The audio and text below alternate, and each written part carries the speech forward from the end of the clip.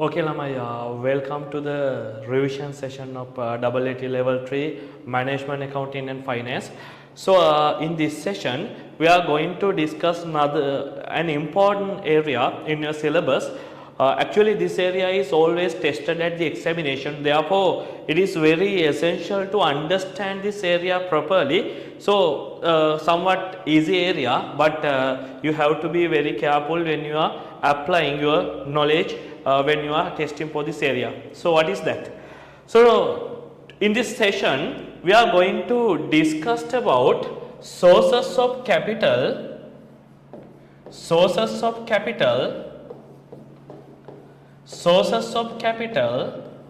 and capital cost, or we can take it as what? Rather we can take it as cost of capital.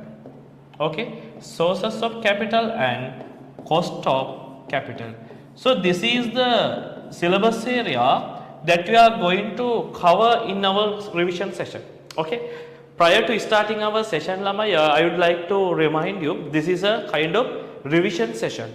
Therefore, I am not going to cover up all the theoretical area. Okay, because I am pretty much sure you have learned those theoretical areas in your previous studies, in your classes or wherever. Okay, so the whole purpose of this lesson is to make sure that you are getting the essential point which is relevant to your examination, right? So I hope you can understand what I have mentioned. Okay, so in this session now we are going to understand two things. The first one is sources of capital and the other one is cost of capital. Okay, so when conducting this session, I am not trying to be very much technical. Okay, I am not trying to be very much technical. I try to be simple as much as possible so that you can understand what we are going to learn, right? So before moving directly to the too much technical areas, first you need to understand what is meant by capital. First you need to understand what is meant by capital. In very simple form, I am not referring to any technical term. In very simple form, Lamai, capital can be identified as, capital can be recognized as the resources that a business needs to run its operation. That is the very simple definition that we can give, but this is not a technical or perfect definition. This is purely for understanding, and you can use this for teaching anyone who doesn't know about management accounting or the subject, right? So in very simple meaning, capital may be money or whatever the other resource that we need to run our business. Without capital we can't run the business. Just assume capital is money. So without money can we run the business? No, we can't run the business. Therefore this capital is very essential and very important for businesses. Without capital they can't survive. So that is the first point you need to understand. So how a business can obtain this capital? So capital is important, that is perfectly fine. How a business can obtain this capital? That is the next point we need to understand. How a business can obtain the capital. So a business can obtain capital from the owners of the business, and also if the owners cannot provide all the capital that a business requires, a business can obtain capital from lenders, right? Lenders. Okay, so when it comes to the capital that is provided by owners of the business, we are calling it as equity capital.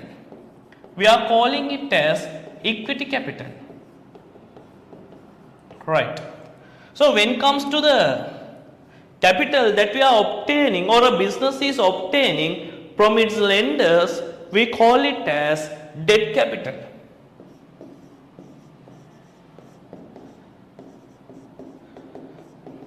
Debt capital.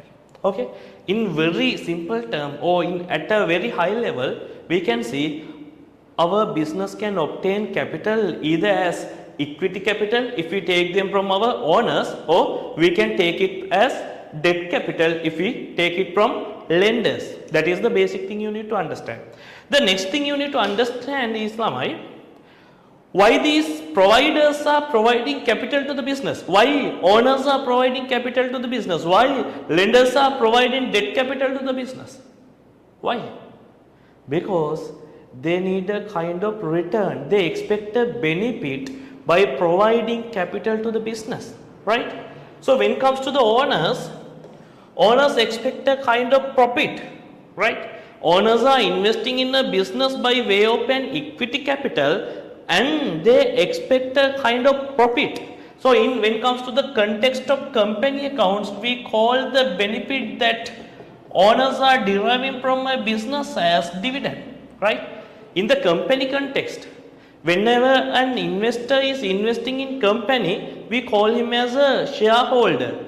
So when it comes to the companies, I am pretty much sure in financial reporting in AAT level 2 you are learning company accounts, okay? So in company accounts you know about the shareholders. The return that shareholders are getting is the dividend, right? Dividend. When it comes to the debt capital, why lenders are lending money to the business? In Sinhala අපි කියනවා ළමයි ණය ලබා දෙනවා. ණය දෙන පාර්ශවය. So why are they providing loans to the business? Maybe banks, financial institutions, whatever the party. Why are they providing loans or whatever the lendings? Because they expect an interest. Therefore, please understand very properly. To run a business, what do we need? We need capital. Capital can be obtained from owners as equity capital or it can be obtained from lenders as debt capital. In return for getting the capital from these parties, we have to provide a kind of benefit to them. They are giving us the capital in expectation of a benefit. Okay, in expectation of a benefit. So mainly the equity capital providers expect a benefit. We are naming it as dividend. When it comes to the debt capital providers, we are recognizing their benefit as interest. Although this is a benefit to them, to our business, what is this? To our business, what is it? Yeah, to the equity holders or the shareholders, dividend is a benefit. To the lenders who are providing debt capital to our company, interest is a benefit. But from our company's perspective, this is a cost to the company. Cost to the company. This is a cost to the company, right? This is a cost to the company. So this cost, okay, this is a cost to the company. This cost is known as cost of capital, right? I am sure now you have an overall idea about this. In this lesson, we are going to understand this. In this lesson, we are going to understand this, how we are recognize what are the sources that we can obtain capital, okay, what are the sources that we can obtain capital and what is the benefit that we are providing to them. That benefit will become a cost to us. So what is that cost? We call it as cost of capital. So in this lesson or in this session, we are going to understand how a business can calculate its cost of capital. That is most of the time, if we look at or analyze the past papers or for the last few years, you can clearly see this part has been continuously tested. Therefore, it is very crucial for you to understand this part properly, right? Okay, so this is the initial introduction. Then, having introduced this part, we have to see the ways that a business can raise capital. Okay, the ways of raising capital or sources of capital, or rather we will take it as sources of capital, then it would be easy, no? So we will take it as sources of capital. Sources of capital, right? Sources of capital. One of the main source that a business can raise capital is ordinary shares. Ordinary shares. What is mean by ordinary shares? Simply ordinary shares are shares, or the ordinary shares are the way that a business is giving its ownership to the whatever the investors. Okay, so if you are investing in ordinary shares of a company, it will give the control of the business, ownership of the business, right? So that is the ordinary shares. We'll discuss that. Then there, so this essentially represent what? This essentially represent our equity capital or equity financing. So there is another thing which is called as preference shares. Preference shares. Preference shares. In Sinhala we call this as Varaniya kotas. Sinhala කියනවා Varaniya kotas කියලා. So in Sinhala we call it as Varaniya kotas. So the preference shares, when it comes to preference shares, sometimes we take this as equity capital, sometimes we take this as debt capital. So I will explain what is that sometime. Okay, don't worry. So apart from that, what are the other things? Apart from that, companies can get loans or whatever the debt capital by way of debentures. Companies are issuing a kind of note to the general public and inviting them to invest those things, but effectively those notes can be recognized as a debt. I will explain what is that. Debentures. And also banks, businesses can directly obtain kind of bank loans directly from the banks. Okay. So these are the basic sources of capital. Okay. So if we need to obtain capital, these are the basic sources of capital that we need to understand. At this level, we are doing a very basic study, Lamai. So if you want to explore more, definitely you have to pursue higher studies, especially if you learn some financial management subjects in your future. Definitely you will learn these things in greater detail. Okay. So first I would like to start with what? First I would like to start with ordinary shares. Okay. This is the very important part in a company. Ordinary shares. What is mean by ordinary shares? When it comes to ordinary shares, what happens? The companies are issuing ordinary shares to the people, and people buy those ordinary shares.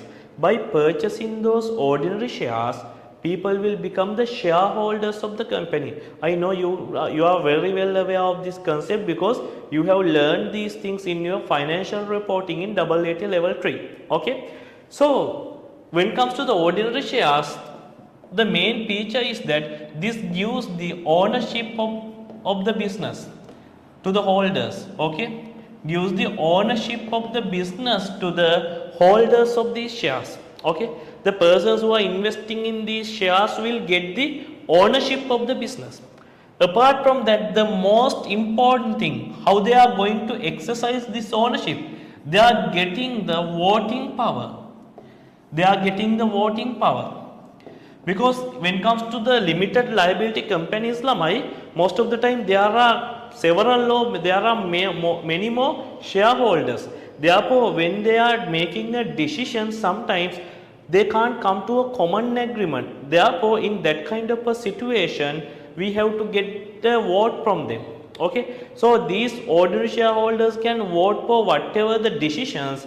Therefore, they have the voting power. Using this voting power, that what they are doing, they are exercising their ownership.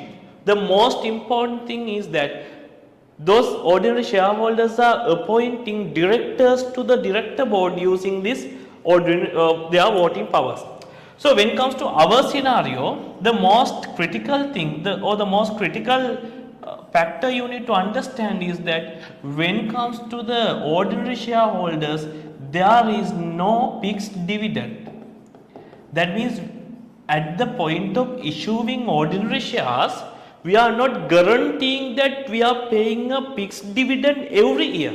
Sometimes we may pay a dividend in a particular year, and if the profits are not that much appropriate in a particular year, we may not pay the dividend. Okay, so please understand, when it comes to the ordinary shares, there is no guarantee that our ordinary shareholders will receive a fixed amount of dividend every year.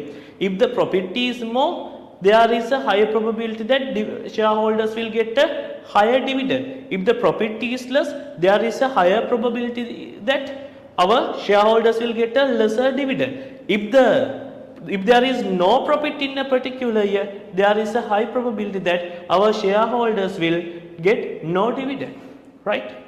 So this is the basic thing. So now what we need to understand is how we can what we call calculate the cost of capital of this ordinary shares. Now we are going to understand the cost of capital of our ordinary shares. Cost of capital of our ordinary shares. When comes to the concept of cost of capital, please keep in your mind, actually we are calculating these cost of capitals mainly based on the market values of these whatever the capital sources. Okay, when it comes to ordinary shares, what we are doing is based on the available market values, we are trying to determine the cost of capital. So for this, we are mainly using the concept that you have learnt in your previous studies, especially previous studies in the sense the investment decision. I am pretty much sure you have learned the concept of IRR, internal rate of return, and also perpetuity, annuity. I am pretty much sure you have learned this concept. You have to apply your knowledge about IRR and also perpetuity and also annuity, present value, to these computations, right? Therefore, the presumption or the assumption is that you have learned this IRR concept and annuity, perpetuity, and also present value techniques very well. Okay, so now how can we determine the cost of capital of ordinary shares? This is the point you need to grab properly, because in almost all the examination they are testing this part, right? So how can we do this? Actually there are we can use a model called dividend model as well as capital asset pricing model, but most of the time it is tested at the examination. What is that? Dividend model. So now we are going to understand how we can calculate the cost of capital of an ordinary share using the dividend model. When it comes to the dividend model also, we are dividing the dividend model into two parts based on our assumption. Based on our assumption, we are dividing this dividend model into two parts. What is that? One is zero growth model. Zero growth model. And the other one is what?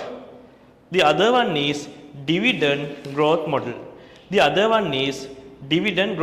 So here we are actually discussing about the constant growth dividend model. So I am taking that constant growth model. Okay, so both the model can be tested at the examination, therefore you have to learn properly. Okay, I will elaborate using some examples. Okay, so when it comes to the cost of capital, please understand carefully. When it comes to the cost of capital, we are going to calculate the cost of capital of ordinary shares using the dividend model. Dividend is the benefit that our ordinary shareholders are getting in return for their investment in our business. At the same time, it is a cost to the company. Why? That is the cost the business is incurring as a result of obtaining capital from these ordinary shareholders. Now we are going to understand how this cost is calculated. For that purpose, we are using either zero growth model or constant growth model depending on the details given in a particular question. Okay, depending on the details given in a question, we are using whatever the model as appropriate. That's the thing you need to understand. So I will start with the zero growth model. I will start with the zero growth model. Okay. Zero growth model.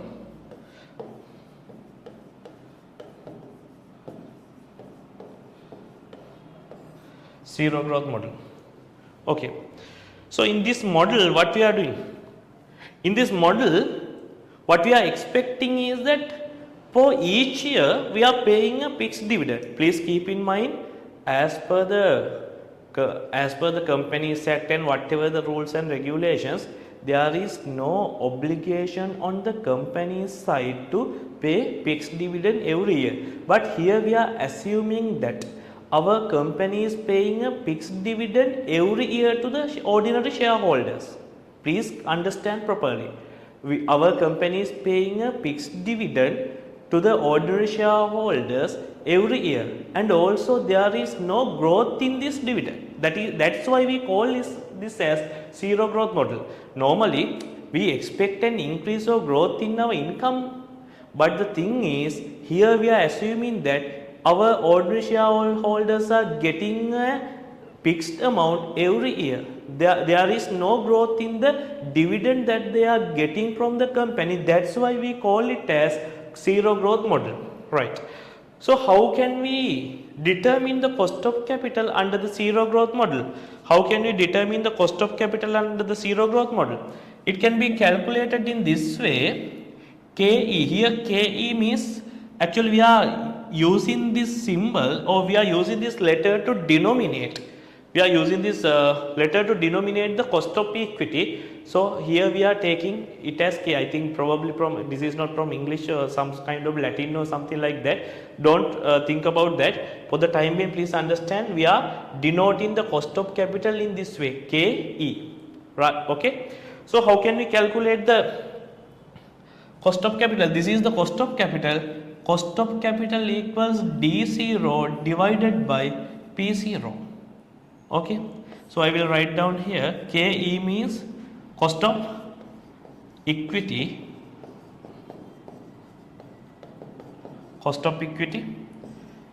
then here D0 means what? Here D0 means our annual dividend, or more specifically the most recent dividend paid by the company, because that is the only information available to us, annual dividend. And here P0 means market value per ordinary share, market value per ordinary share, the market value of the ordinary share. Okay, now see the logic of this formula.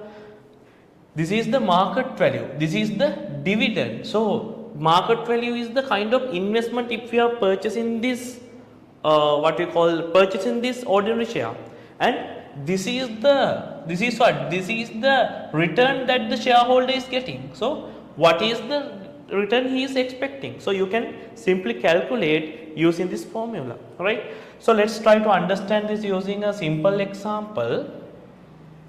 I will take a simple example. ABC company pays a dividend of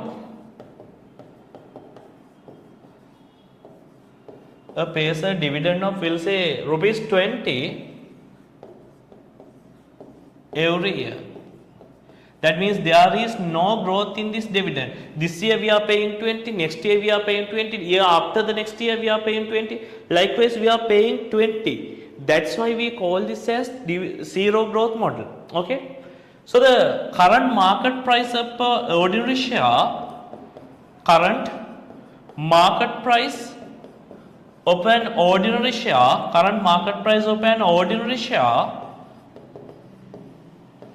is,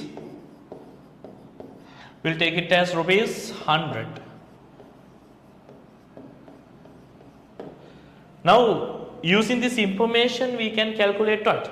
Using this information we can calculate our, okay. So using the given information, what can we do? Using the given information we can calculate the we can calculate the cost of equity or cost of the ordinary shares. Okay, so what is the formula?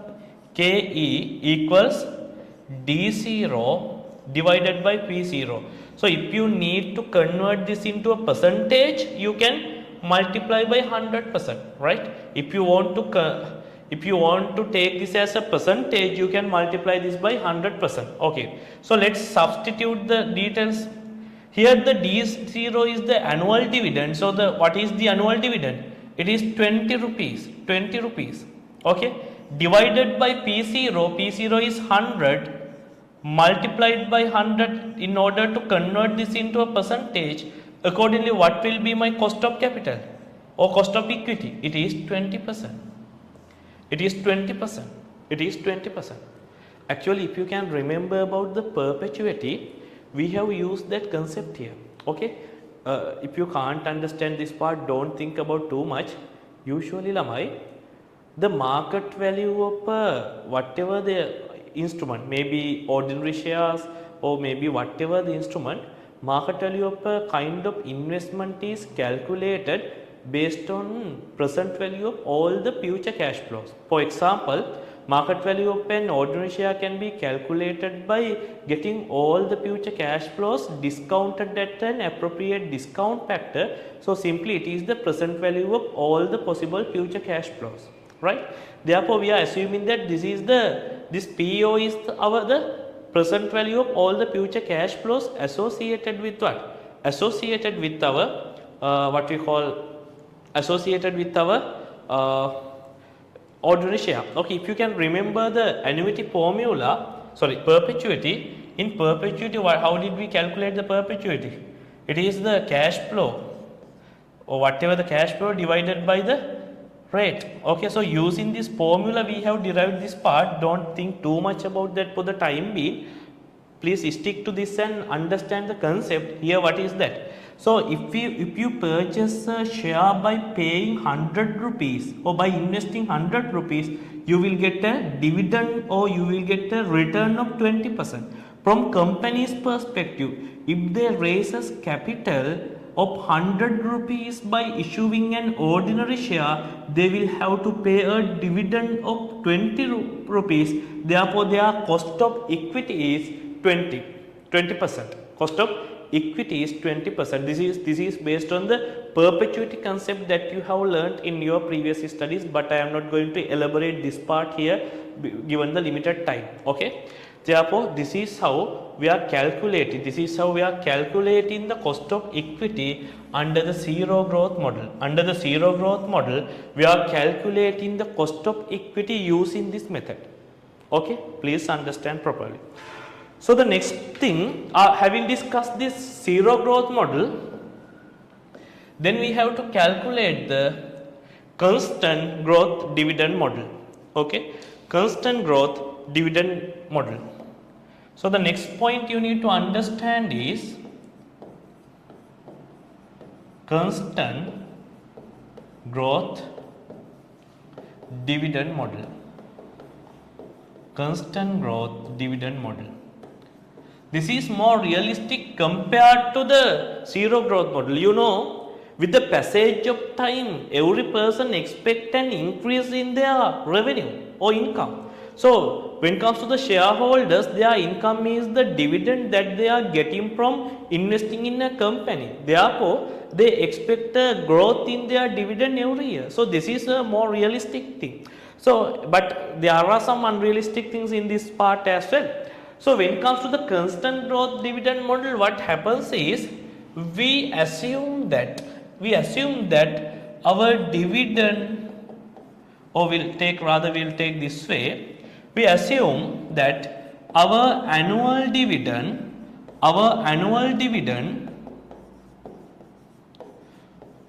will grow at a constant rate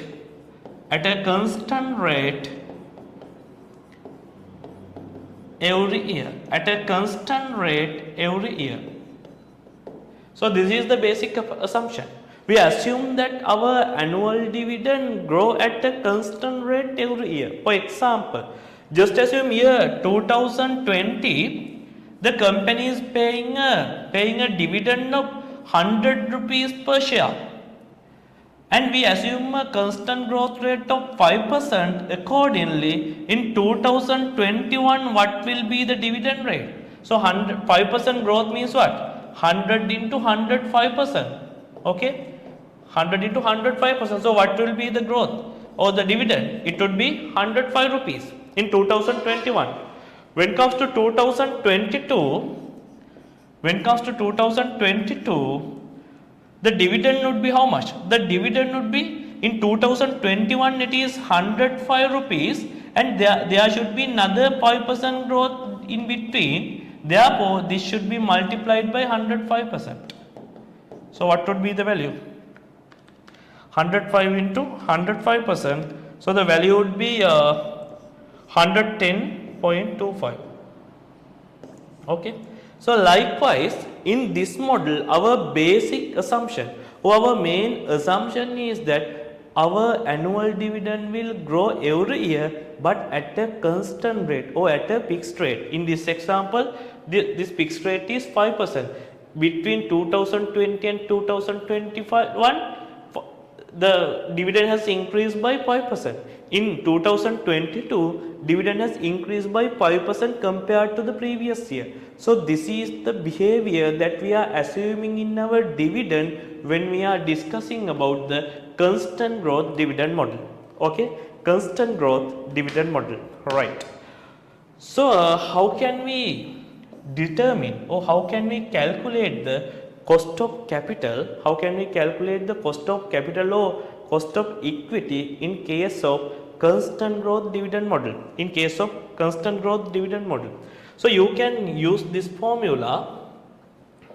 Again, I will take KE. KE stands is what? Our cost of equity. Okay.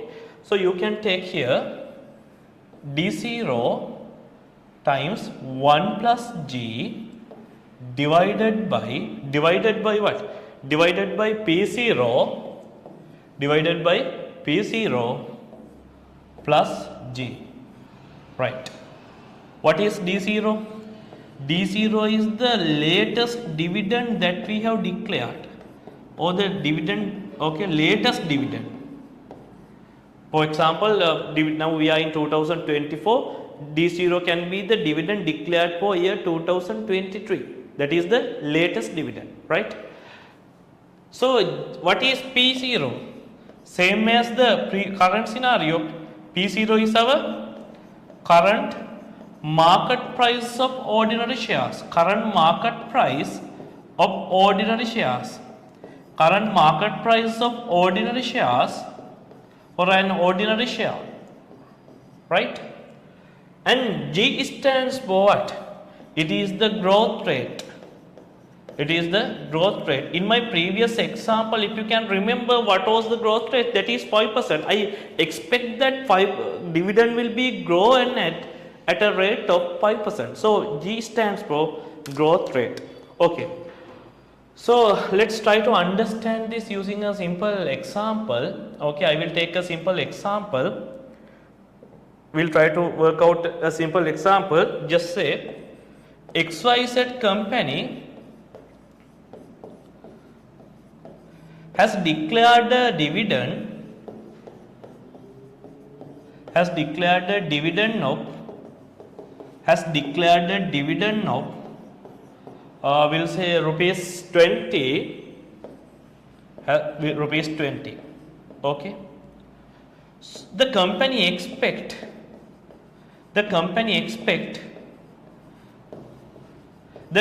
expects this dividend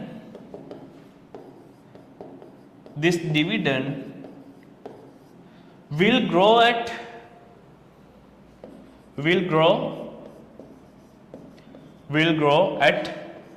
5% every year.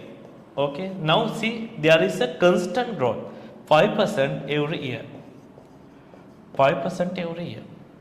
The current market price of a share, the current market price of a share of an ordinary share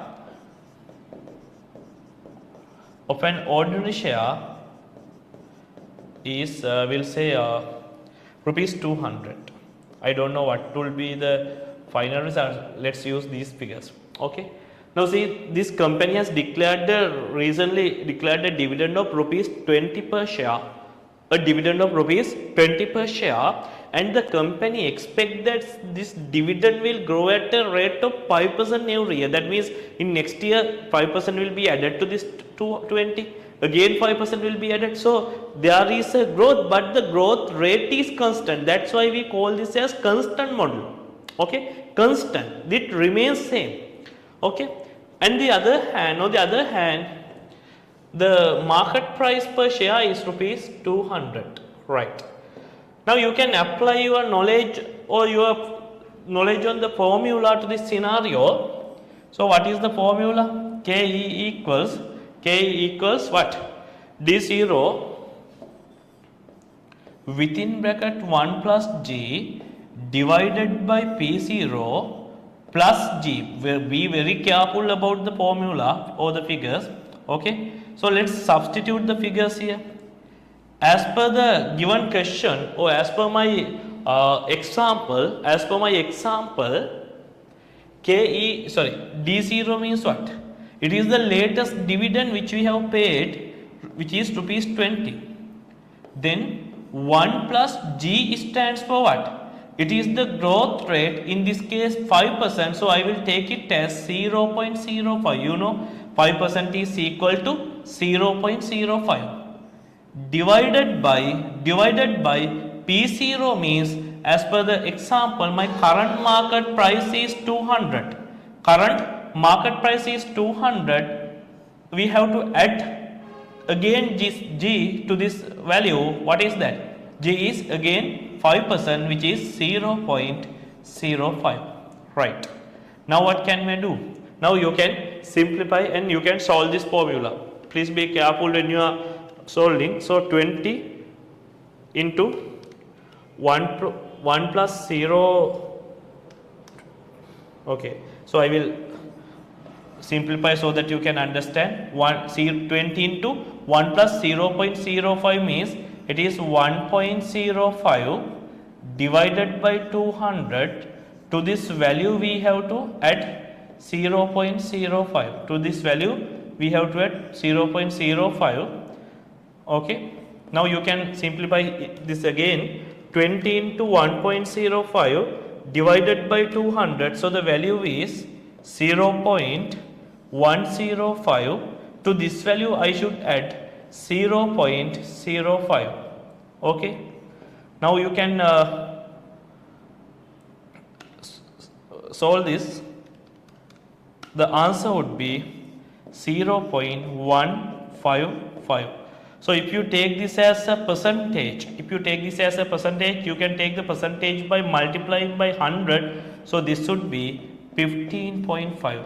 My cost of equity would be 15.5. In other words, my ordinary shareholders expect a return of 15.5% for their investment. 15.5% for their investment, right? So this is how we are determining. This is how we are determining what? This is how we are determining the cost of equity. So when you are determining the cost of equity, you have to be very careful in the question how they have provided the information. If the dividend is at a growth model, then you have to apply this growth model. Or if the dividend is fixed every year, then you have to apply the zero growth model. Be very careful. In the examination, you should be able to select which model should be applied to the given scenario, right? So this is all about the ordinary shareholders. So when it comes to the ordinary shareholders, mainly you have to keep in mind about the dividend growth model and the zero growth model, and how the formula and how the figures are been applied to the given formula. So these are the things you need to keep in mind. Okay. So having discussed this part, let's move to the next area, which is preference shares. So now we are going to understand what? We are going to understand preference shares, right? Preference shares. In Sinhala, we call this as what? Varaniya quotas, preference shares. Preference shares. So this is also a kind of shares, but this is somewhat different from the ordinary shares. That is the point you need to understand. When it comes to the preference shares, it, as the name suggested, it is also a kind of share. But the thing is, it is somewhat in some ways different from our ordinary shares. So what is the difference? What is the difference? The main difference is that when it comes to the preference shares, preference shares guarantees a fixed dividend per annum. Fixed dividend per annum. That is the main difference. Okay. So when it comes to the ordinary shares, we discussed the fact that ordinary shares do not guarantee a minimum of whatever the fixed dividend every year. There can be dividend payment, there may not be dividend payment. The amount of the dividend payment may fluctuate between the years depending on the profit, right? But when it comes to the preference shares, what is the level of profit doesn't matter. Still the company is obliged to pay a fixed dividend to the preference shareholders. Whether the company makes a profit of 100 million, still we have to pay the agreed preference dividend. For example, just assume we have agreed to pay a preference dividend of 100 rupees per share. 100 rupees per share. So if our company's profit is 100 million rupees, still we are paying 100 rupees per share. If the company's profit is just 100,000 rupees, still we should pay 100 rupees per share. Irrespective of the level of the profit of the company is obliged to pay a particular amount of return as the dividend. That is the main differentiating point. Okay, that is the main differentiating point. When it comes to the preference shares, they are entitled to a fixed dividend per annum. Okay, so this dividend is the cost to the company. This is the return to the investor, whereas this is the cost to the company. So from this perspective, what we are going to do? We are trying to calculate the cost of equity or the cost of preference shares. Now, in our previous computation, based on the dividend, we calculated the cost of ordinary shares. Now, in this computation, what we are going to do? In this computation, now we are going to calculate the cost of preference shares based on this dividend behavior. Apart from this characteristic, there are other characteristics I am not going to explain, like in an event where the company is going to be liquidated, the priority will be given to the preference shareholders over the ordinary shareholders.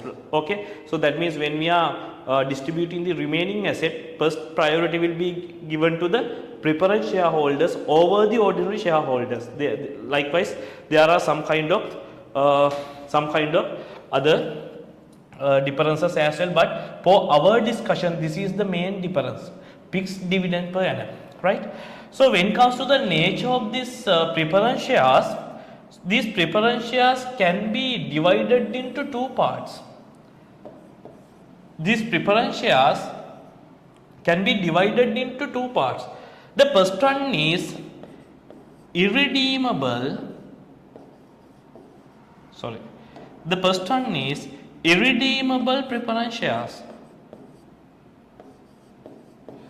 Irredeemable, or sometimes it is mentioned as non-redeemable, irredeemable preference shares. And the other one is redeemable preference shares. Redeemable preference shares. Redeemable preference shares. Okay, there are two types basically. There are other classifications as well. For our discussions, we are mainly considering these two classifications. What is meant by redeemable or irredeemable? First I will explain the irredeemable preference shares. What happens is, when it comes to the irredeemable preference shares, the company issues these kind of preference shares to the investors with the promised fixed dividend, right? But company doesn't promise a particular date of the redemption of the principal amount or the capital amount. For example, company is issuing one share at a cost value of 100 rupees, okay, and company is issuing 1000 shares. Accordingly, the company expect to collect 100,000 by issuing this irredeemable preference shares. At the point of issuing these preference shares, the company communicate to the investors that the company will pay, will say 20% dividend on this value. 20% dividend, that means 20% on 100,000, which is 20,000, right? Which is 20,000. Company agrees to pay 20,000 per annum. But company does not provide a promise on a particular date that the company will pay this 100,000 back to the investors. I hope you are clear. When it comes to the preference shares, what happens is company is issuing preference shares in the same way that we are issuing ordinary shares. But the thing is, at the point of preference share issue, the company promises a fixed dividend. That is, in my example, 20%. But the thing is, the company does not provide a particular commitment, or the company doesn't provide a kind of promise to the investors that on the date that the company is repaying this 100,000. Okay, now from investor side, the company is getting 100,000 now. This 100,000 should be repaid in future, but the company doesn't give a commitment on that. That's why we call this as irredeemable preference shares. In Sinhala we call it as nidahas kala nohaki. ඒ කියන්නේ ගෙවල ඉවර කරන්නේ නැති. නිදහස් කළ නොහැකි. So irredeemable, that means we are not going to settle. Okay, so that is the irredeemable preference shares. When it comes to the redeemable preference shares, what will happen? Just assume the company is issuing 100 shares at a value of 1000 rupees per share. Accordingly, company expect to obtain a capital of 100,000 from the shareholders or the investors. And also at the same time, the company promises that company will pay a fixed dividend of 10% every year. Now the company is giving a commitment to the investors that company will pay a fixed dividend of 10%. But please keep in mind, up to now these two shares are same. But the thing is, when it comes to the redeemable preference shares, the company gives or company promises a particular date of settlement of this capital amount or this 100,000. Just assume the company promises to settle this 100,000 in 5 years time. That means at the point of issuing the preference shares, the company communicated to the investor that the company will repay this 100,000 to the investor and 100,000 to the investor in 5 years time. That's why we call them as redeemable. In Sinhala we call this nidahas kala haki. That means we can settle this in 5 years time. Now this characteristic is more or less similar to a debt or a borrowing. Therefore, in financial accounting, we are classifying redeemable preference shares under non-current asset or as a borrowing, right? Why? The characteristics are similar to that of a borrowing. Therefore, in financial accounting, please pay your attention to the word. In financial accounting, that means in your FAR, you are classifying redeemable preference shares under the non-current liability. But when it comes to the irredeemable preference shares, although we are paying a fixed dividend, there is no fixed date for the payment of this 100,000 of capital.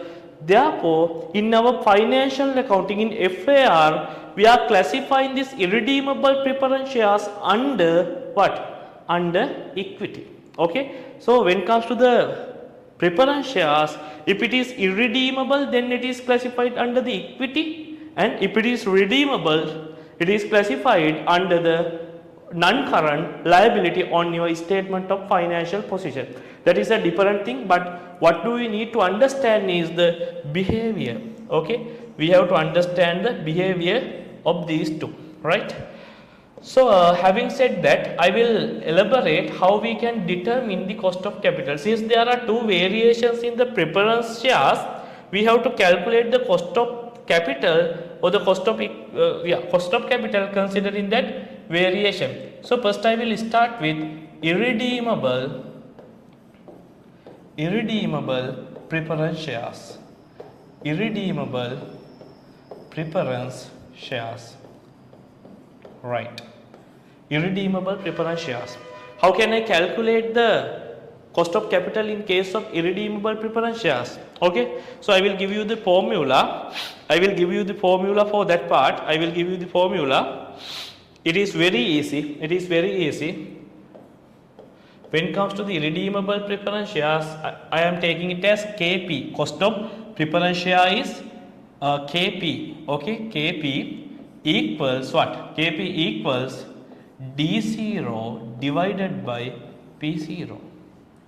Okay, D0 divided by P0. That is similar to our zero growth model, because here it is the option, or here the assumption is realistic. Why?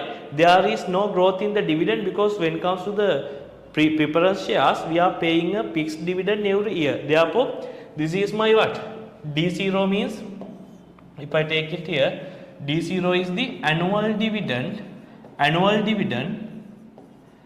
D0 is the annual dividend, and P0 is my current market price.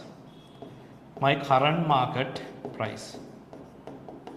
Okay, so this is how we are calculating the cost of capital in case of irredeemable preference shares.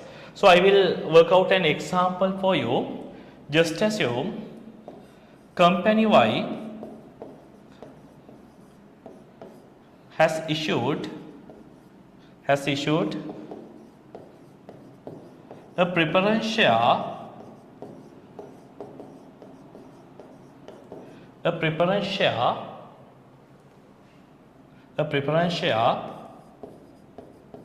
which promises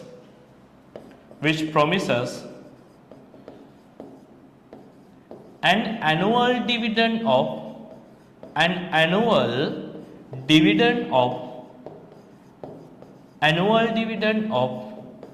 rupees 200 per share. Rupees 200 per share. Okay. The current market price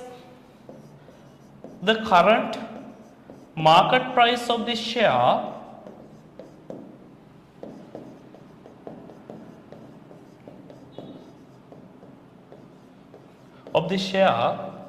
is rupees 400,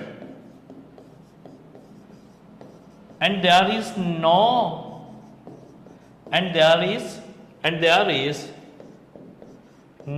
fixed date. There is no fixed date for the payment of capital. So this is the question. Now in this case, the company has promised to pay an annual dividend of rupees 200 per share, but the thing is, the company has not promised to pay has not given any promise to pay the capital or a fixed date. Okay. So now you have to you can calculate the cost of capital. Okay. So how can we calculate? Now you know the formula. KP equals D0 divided by P0.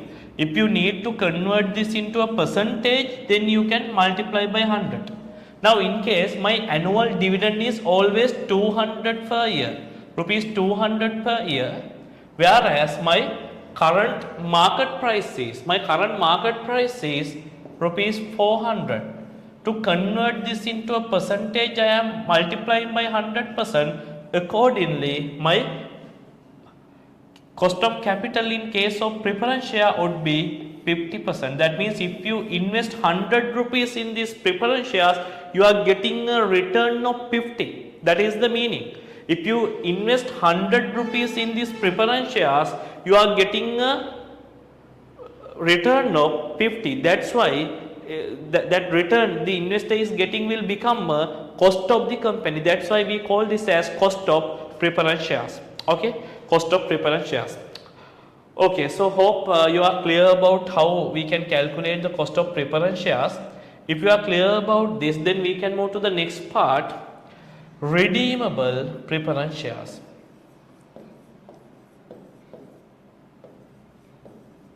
Redeemable preference shares. Redeemable preference shares. Okay, redeemable preference shares. Okay, so when it comes to the redeemable preference share, what happens? As I explained, in redeemable preference shares, the company promises a fixed amount of annual dividend that is similar to the redeemable preference shares. In addition to that, company promises a fixed date of capital repayment. Okay, fixed date of capital repayment.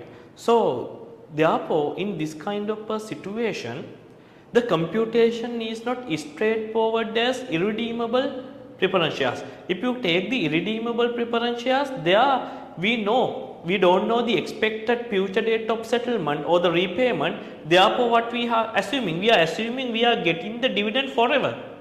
In that kind of a situation, the concept you have learned in perpetuity, that concept can be applied, and actually the formula that we have learned is purely based on the perpetuity formula. So if you just move the variable then and there, then you can derive the formula from the perpetuity formula. But when it comes to the redeemable preference shares, we know the payment date, or we know the date of principal repayment. Therefore, we have to consider that. And also, as I explained at the very beginning, here we have to apply the concept of IRR, internal rate of return. We have to apply the concept of IRR to calculate what? To calculate the redeemable preference shares. Please keep in mind, when it comes to the redeemable preference shares, we have to calculate the IRR. So how can we calculate this? So I will just take an example and elaborate the scenario. Okay, I will just take an example and elaborate the scenario. Okay. So we'll take this way. Just assume company Z has issued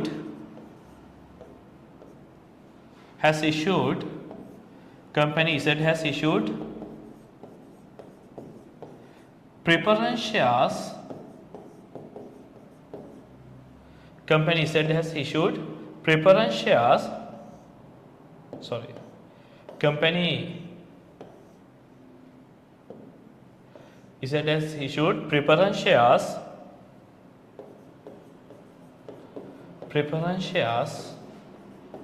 which assures or which guarantees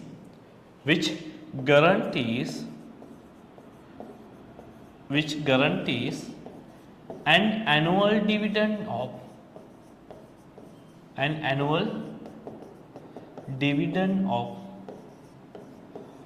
we'll say rupees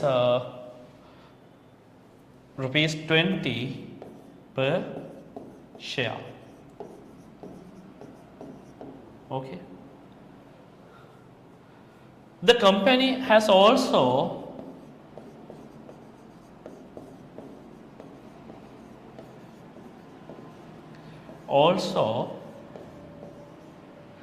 agreed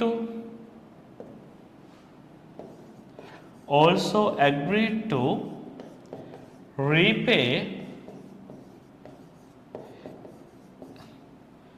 the capital amount of the share, which is the capital amount of the share the capital of the capital amount of the share, capital amount of the share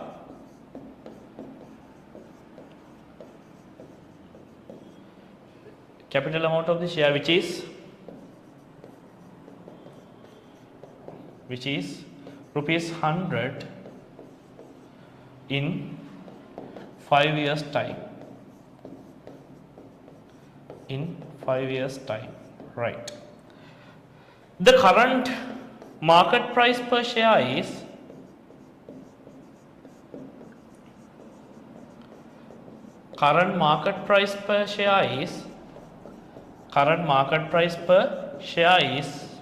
we'll say rupees 90. Okay, so using the example, let's try to work out, or let's try to understand how we can calculate the IRR or the cost of preference shares. Prior to that, I think I will change a small thing here. The annual dividend is not rupees 20, it is rupees 10 per share. Okay, so the annual dividend is rupees 10 per share. Okay, now this is the scenario. I will read it again. Company Z has issued preference shares which guarantees an annual dividend of rupees 10 per share. Now, if the investor has invested in this company's preference share, the investor will get rupees 10 per share each year, right? So the company has also agreed to repay the capital amount of the share which is 100 in 5 years time. Okay, so the capital amount attached to this share is rupees 100. The company has agreed to pay this capital amount in 5 years time. Since the capital amount is to be paid, it is recognized as what? It is recognized as what we call redeemable preference shares, right? So the current market price of the share is 90 rupees. Okay, currently this kind of a share is traded in a market at a rate of rupees 90. Right. Now, based on this information, we should calculate the IRR, which provides us the way to get the cost of this preference shares. Okay. Please keep in mind, when it comes to the redeemable preference shares, you have to calculate the IRR in order to determine the cost of preference shares. Right. For this purpose, I will take this in this way. I will take year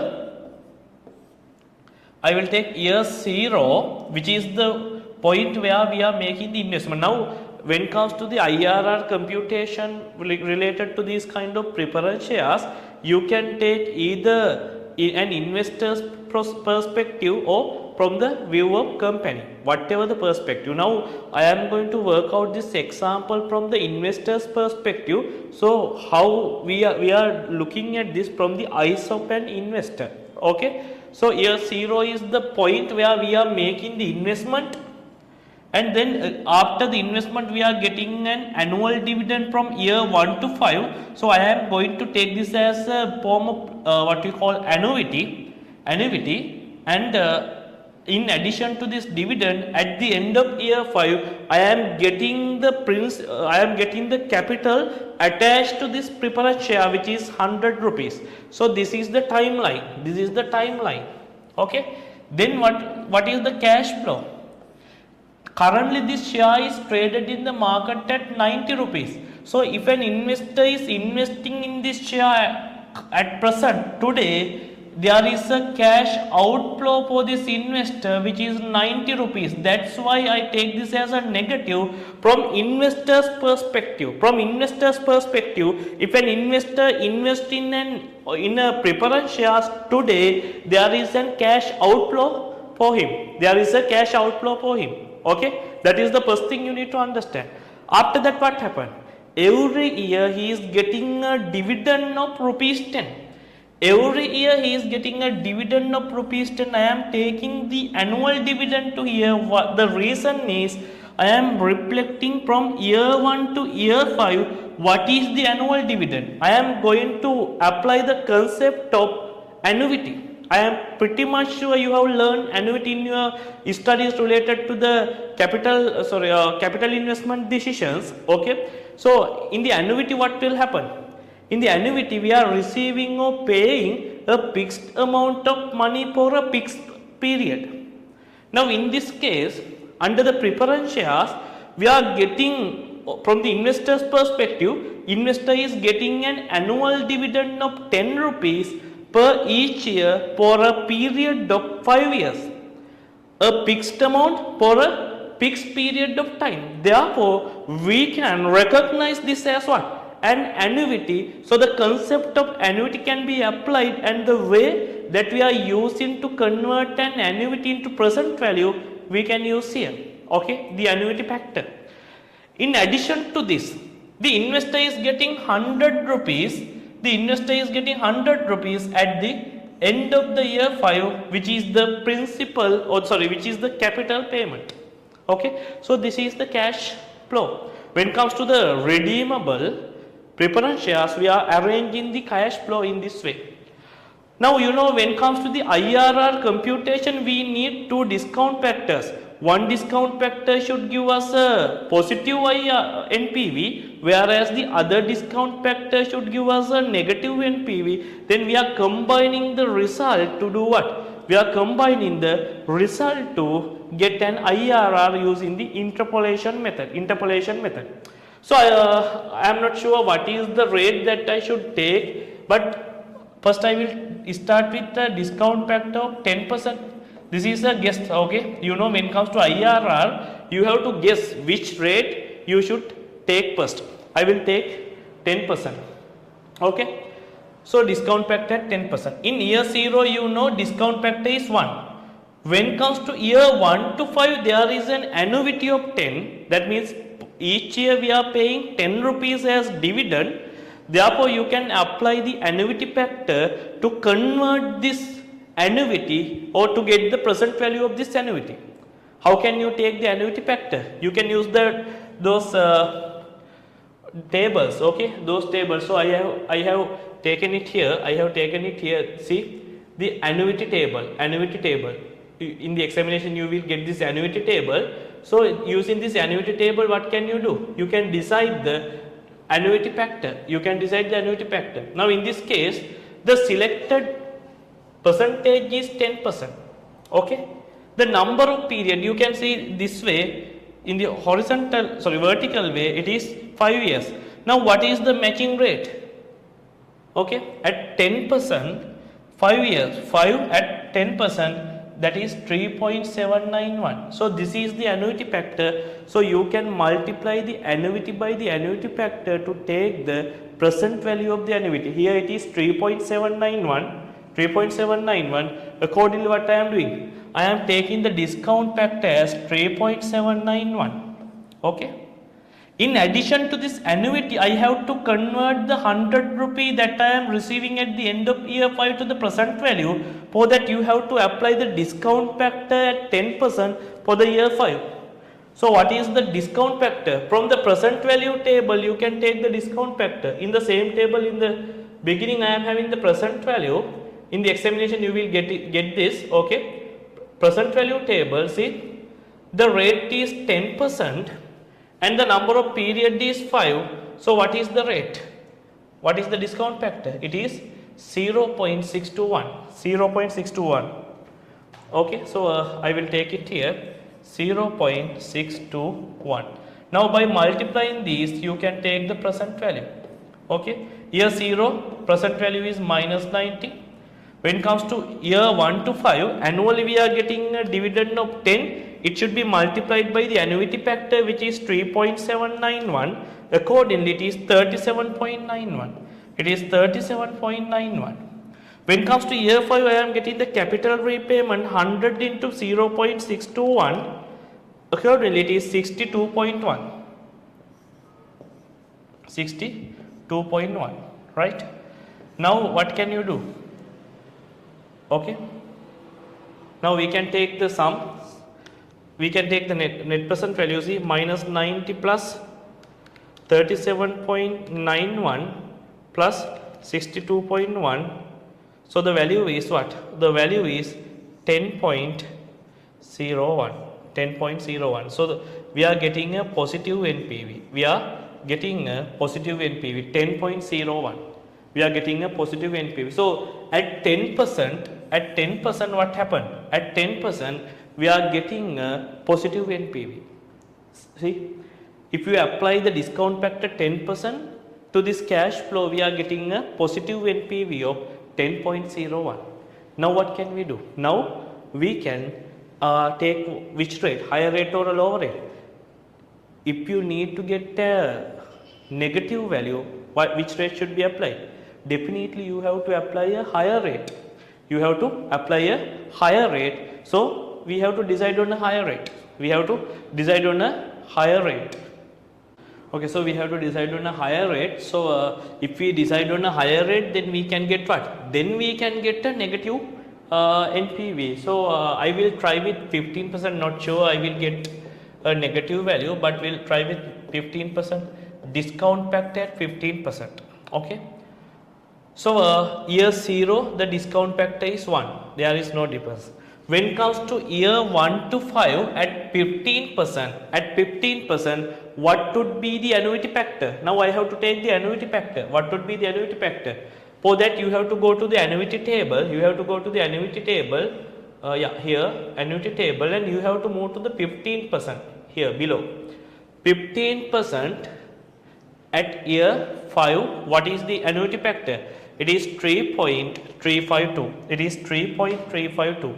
So I will take 3.352. You have learned these things in your investment decisions lesson. Okay, 3.352. Apart from that, I have to take the discount factor for year 5.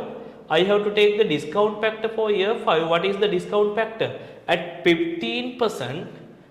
In year 5, the discount factor would be 0.497. The discount factor would be 0.497, right? Now what can you do? Now based on this one, you can take the present value. Okay? At 15% in year 0, my discount factor is 1. Therefore, 90 into 1, it is still 90. 90 into 1, it is still minus 90. When it comes to year 1 to 5, there is an annual cash flow of 10. 10 into 3.352. Please multiply 10 into 3.352. 3.352. So the value is 33.52. 33.52. Right? When it comes to year 5, the cash flow is 100. This should be multiplied by 0.497. 0.497 multiplied by 100%. So the value is 49.7. Okay, now let's take the NPV, net present value. See, minus 90 plus 33.52 plus 49.7.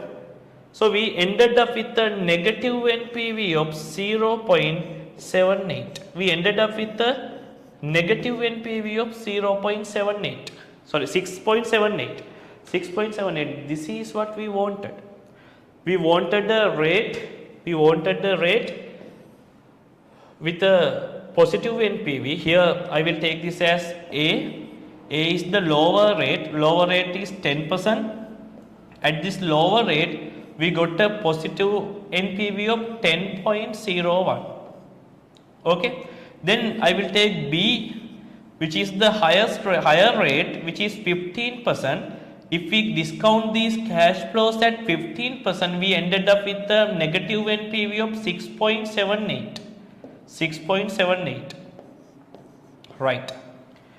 Based on this result, what can you do? You can calculate the IRR. Based on this result, you can calculate the IRR. Right.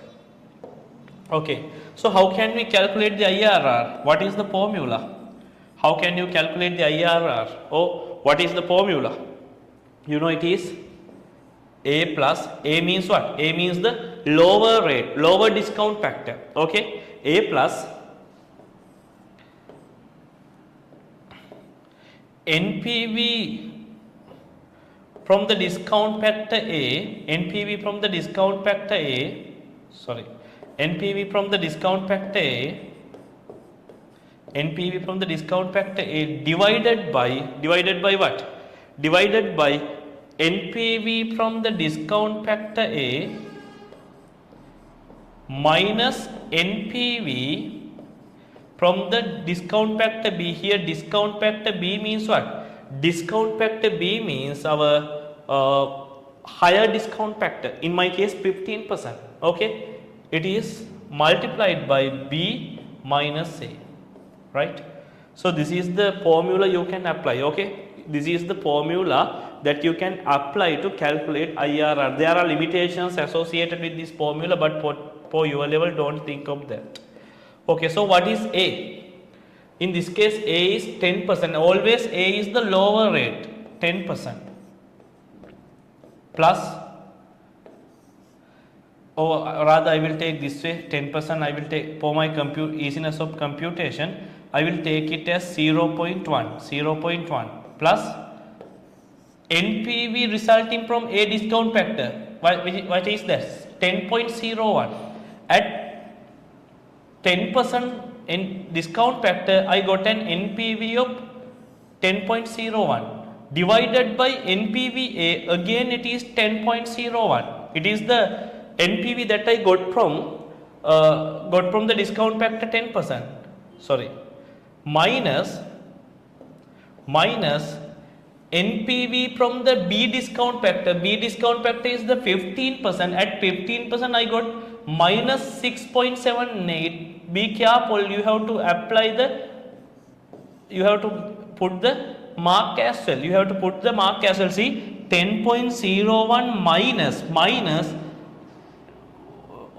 minus within bracket minus 6.78. See the computation properly. Here the formula is NPVA minus NPVB. Okay. Here what I have done is 10.01 minus, now my value is negative 6.78. Therefore, I am getting the negative mark as well. Multiplied by B is 0.15. 15% means 0.15.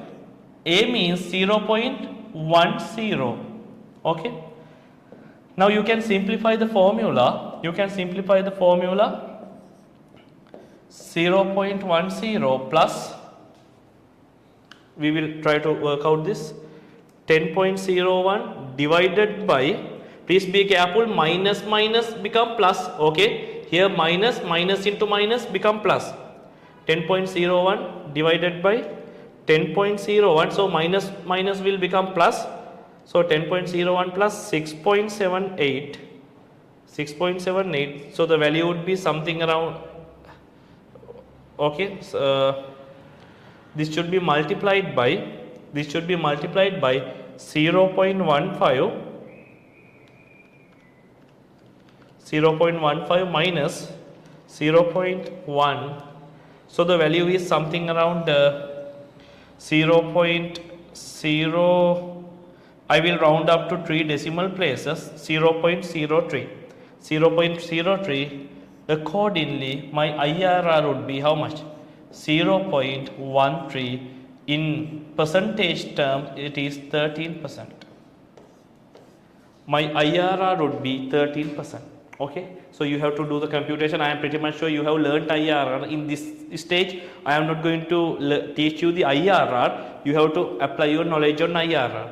So the rate is 13%. So this is the cost of what? This is the cost of preference shares. Okay, redeemable preference shares. Right.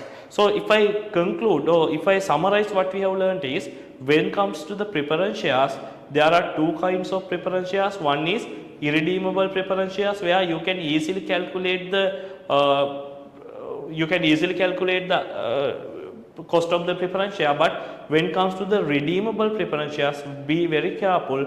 You have to apply your knowledge on IRR, because IRR represents the cost of that preference share.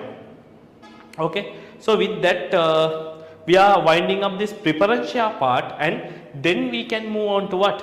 We can move on to the debt capital. Mainly, we are focusing on what? Under the debt capital, we are mainly focusing on debt debentures. Okay, debentures, so bonds that a company is issuing. We are mainly focusing on that part under that debt capital. Okay, so then let's move to the debt capital. Okay, so under debt capital, we are mainly focusing on under the debt capital, we are mainly focusing on debentures. What is mean by debentures? In Sinhala we call Nayakara, and also sometimes this is called as corporate bonds. What is mean by debentures? When it comes to debentures, it's like this, Lamai. When it comes to debentures, just assume there is a company called ABC. Okay. So this company needs, we'll say 1 million money. This company needs 1 million for a particular project, for something, for some project. This company needs 1 million. But this company doesn't want to get any kind of shareholder involvement, because some companies do not want to get more shareholder involvement. Therefore, this company decides to obtain this 1 million by debt capital. So, one of the most important form of debt capital is debentures. What will happen is, under the debentures, the company is divided this 1 million into a piece of shares, some pieces. We'll say I will take this by 1000, I will divide this by 1000. Okay, 1000, what is the value? If I divide this, I will divide this by we'll say 10,000, then it is easy. If I divide this by 10,000, what is the value? Per one part, it is 100. Actually, what happens is, the company is dividing its financial requirement into small pieces. A piece, now in my example, company need 1 million rupee, and company dividing that 1 million into 10,000 pieces. Accordingly, each piece is 100 rupees. Now what company is doing? Then company is issuing these pieces to the market in the name of debentures. Okay. Now if I have money, I can purchase this kind of a piece or a debenture by paying money to the company. I am paying 100 rupees to the company and I am buying this debenture. But this is a loan. Effectively, this is a loan. Why? At the point of issuing, the company agrees to pay an interest rate. At the point of issuing, the company agrees to pay an interest, probably a fixed interest. Company is saying that, we'll say we are paying 10% of the loan that you are providing. Okay, now in this case, just assume company need 1 million and company divided it into 10,000 pieces, which is called debentures. Actually, debenture is a kind of document. So when I want to invest in this company, company is giving me this document saying that they are obtaining money from me and they are giving me a return of 10% per annum, and also at the end of year 5 year, the company is paying this 100 rupee as well.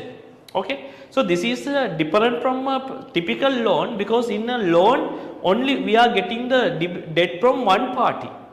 If you take a bank loan, if I need 1 million, I am getting this 1 million solely from the bank. But when it comes to debentures, what happens is, I am trying to fulfill my financing requirement from various parties.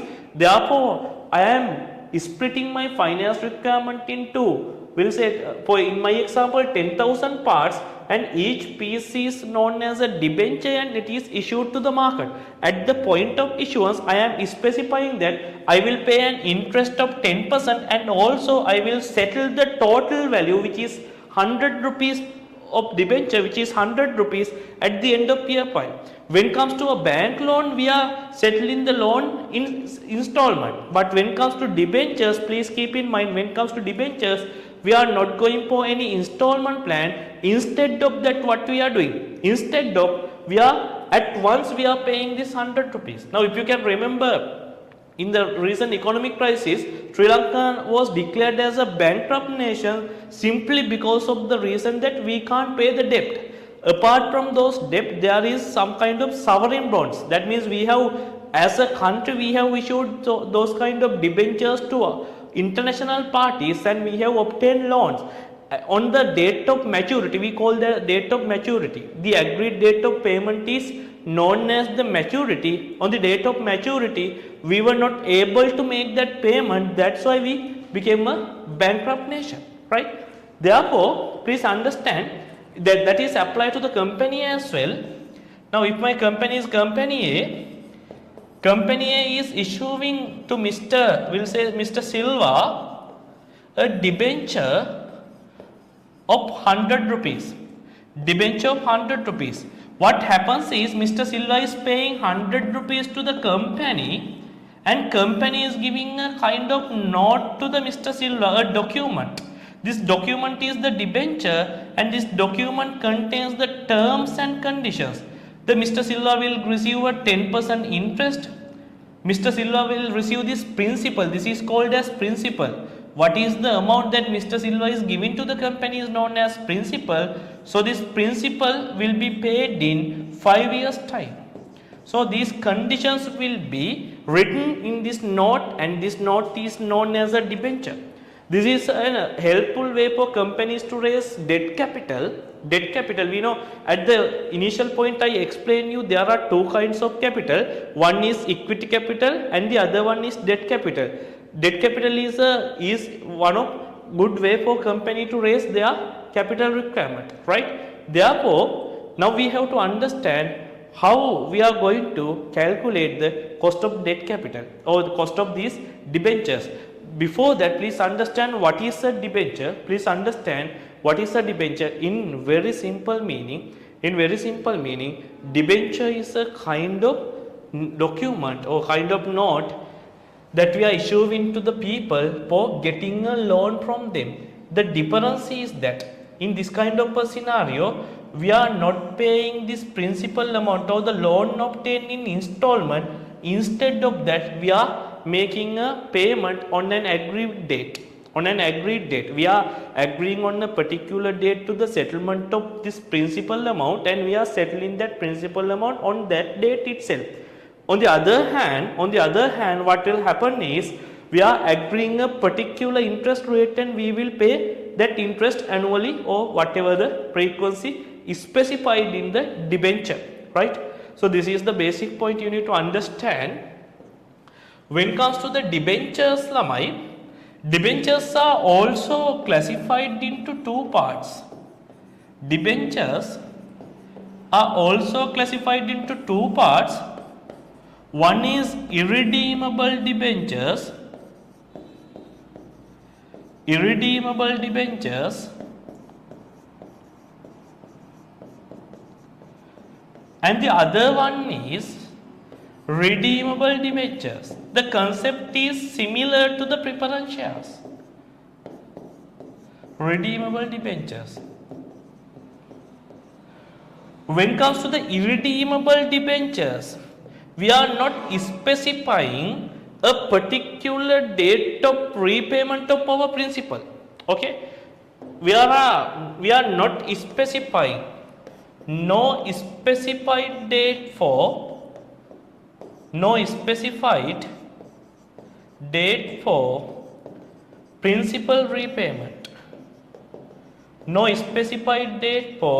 principal repayment. No specified date for principal repayment. That means in my previous example 100 rupees, we are not giving a particular date of repayment of the principal.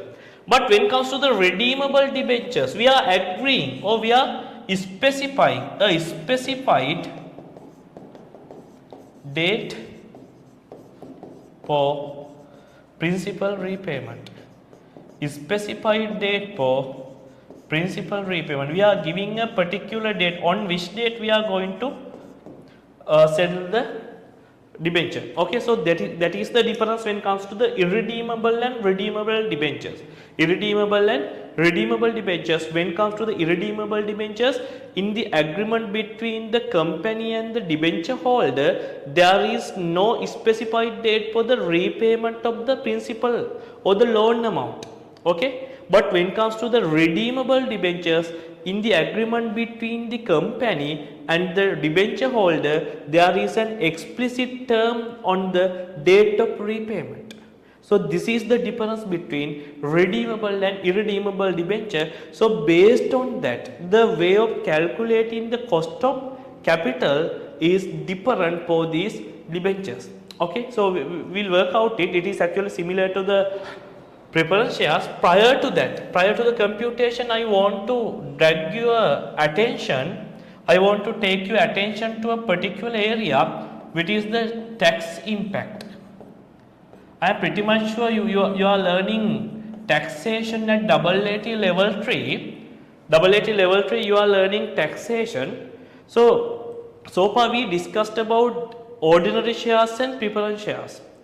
Under the ordinary shares and preference shares, we are paying dividend as the return to the investor. Maybe ordinary shareholder or preference shareholder. Okay, ordinary shareholder or preference shareholder. Okay, we are paying a dividend. But in taxation, are you deducting dividend as an expense when you are calculating taxable profit? No, you are not deducting dividend as an expense when you are calculating the taxable profit, because as per the relevant provisions of the Inland Revenue Act, it is not deductible. It is not deductible. So, although dividend is a cost to us from management accounting perspective, taxation authorities do not allow you to deduct dividend as an expense when you are calculating your taxable profit. Therefore, by paying dividend, we don't have any tax benefit.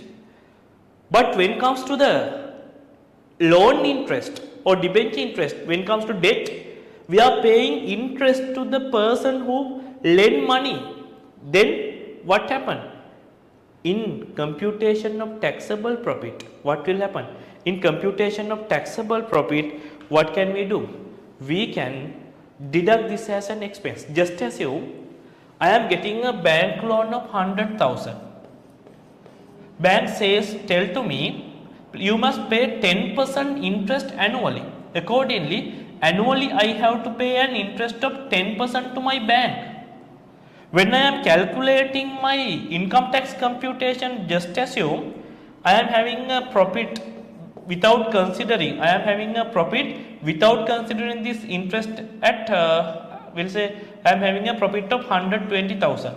Without considering this interest, I am having a profit of 120,000. If I pay tax at this profit, what will be my tax?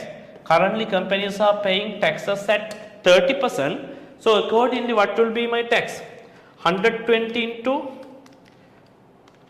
30%, which is 36,000. I have to pay a tax of 36,000 if this expense is not there. But if I consider this 10,000 interest, what will be my profit? Before considering the interest, my profit was 120,000. If I consider this 10,000, my profit would fall to 110,000. My profit would fall to 110,000. So 110,000 multiplied by 30%, So what is the value? 110,000 multiplied by 30%. So the value is 33,000. See? Because of this interest cost,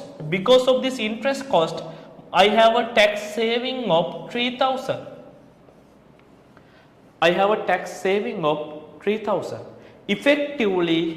Effectively my actually net interest cost is how much?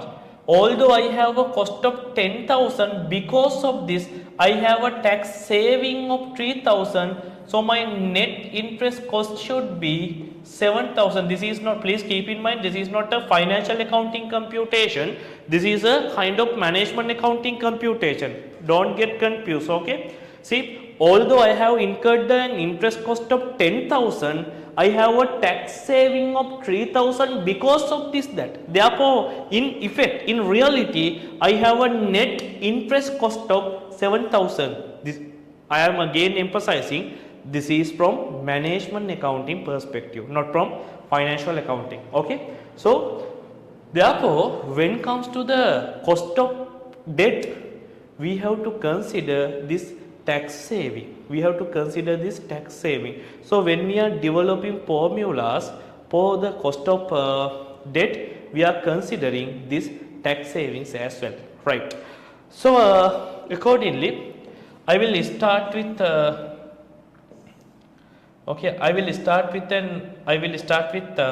we'll say irredeemable debentures. I will start with irredeemable debentures. I will start with irredeemable debentures. Irredeemable debentures. Now there are two kinds. First I will start with irredeemable debentures. So under the irredeemable debentures, how can we calculate the cost of debt? We will take it as KD. D stand for debt.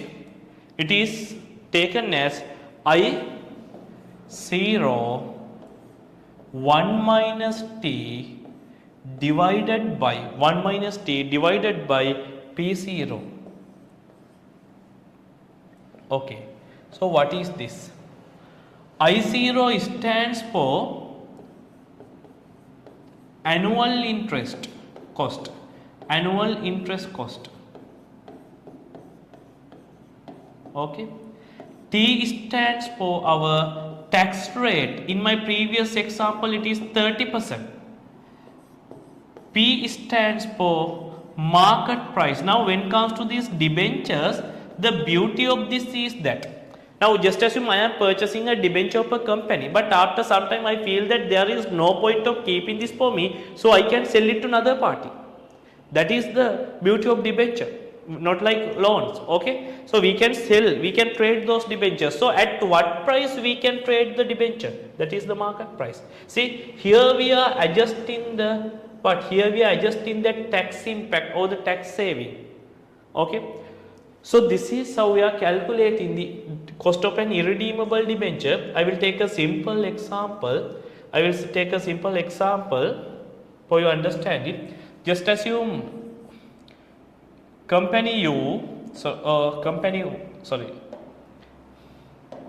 we'll take company D. Company D issues a debenture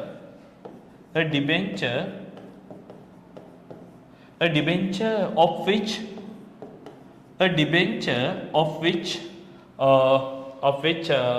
face value or the nominal value, face value is rupees, we'll say 100, rupees 100. The annual coupon rate is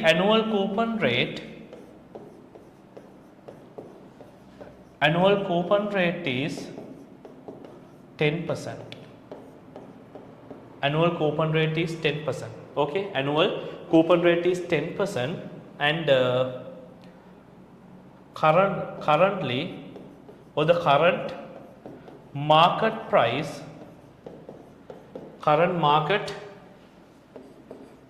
of the debenture, current market price of the debenture is, we'll say rupees 90. Okay, so currently this kind of a debenture is traded in the market at a price of 90. So if that is the case, there is no specified date for principal repayment. There is no specified date for principal repayment, right? If this is the case, how can we calculate? Now you can apply the formula cost of debt KD equals I0 or I0 minus times 1 minus T divided by P0 or the P0, P0 or P0. So I forgot one thing. The tax rate is 30%. Tax rate is 30%. Okay. Now you can apply here. Normally, when debentures are issuing, it is issued with the value called face value or the nominal value. So this face value provides the basis for the calculation of the interest. In this case, face value is 100. And also we are specifying the interest rate in the form of coupon rate. We call it as coupon rate. So the annual interest is computed in this way. Coupon rate multiplied by the face value. In this case, my face value is 100. Coupon rate is 10. Accordingly, my interest cost is 10 rupees per annum. But I have to take what? 1 minus t is what is my tax rate? My tax rate 30% means in decimal form it is 0.3. 0.3 divided by rupees 90, which is my current market price. Now what can you do? Now you can simplify this. For your understanding, I will take 10 into here 0.7 divided by 90. So what is the value? Now see here, although our interest cost is 10, we are taking only 70% of that. Why? That the remaining 30% is a tax saving. Therefore, we are taking only 70%. So what is the value? 10 into 70% of the 0.7 divided by 90. So my value answer is 0.7777 something. I will take up to 2. I will round it up to 2 decimals, then 0.78. If I take this as a percentage, this is 0. I will round up to 2 decimal places, 0.08. So if I round it up to 2 decimal places, it is 8%. My cost of debenture, irredeemable debenture is 8%. My cost of irredeemable debenture is 8%. Okay. So this is how we are calculating the cost of irredeemable debenture, so irredeemable debt. Okay. So having computed that part, then we have to see how we are going to calculate the cost of redeemable debentures.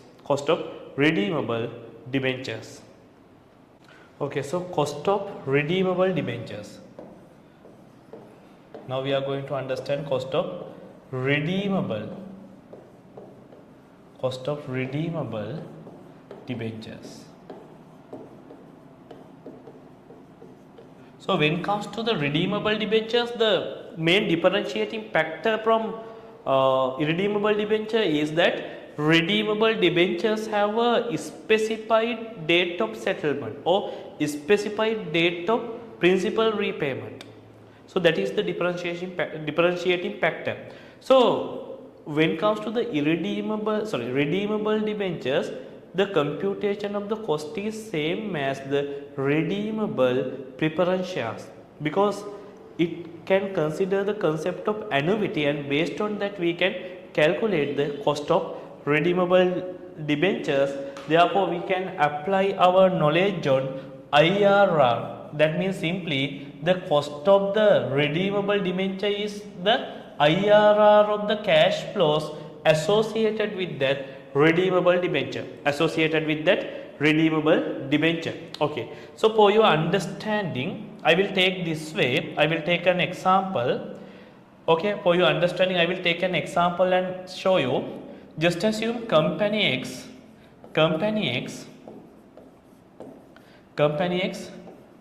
has issued a debenture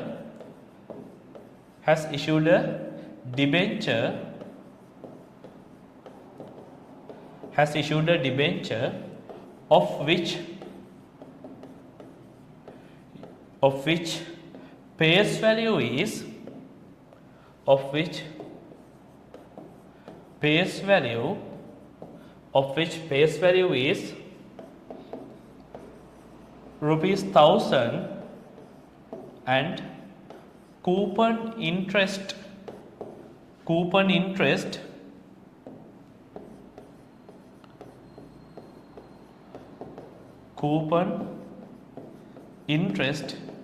rate is 10% per annum. Coupon interest rate is 10% per annum, right? So the debenture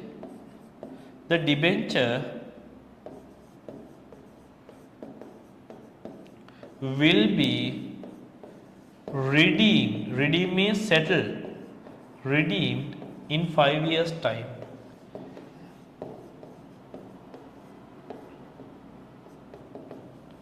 At the face value.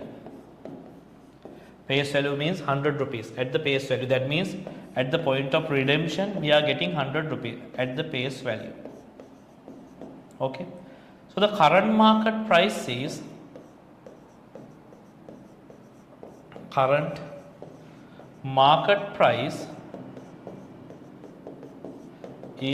say rupees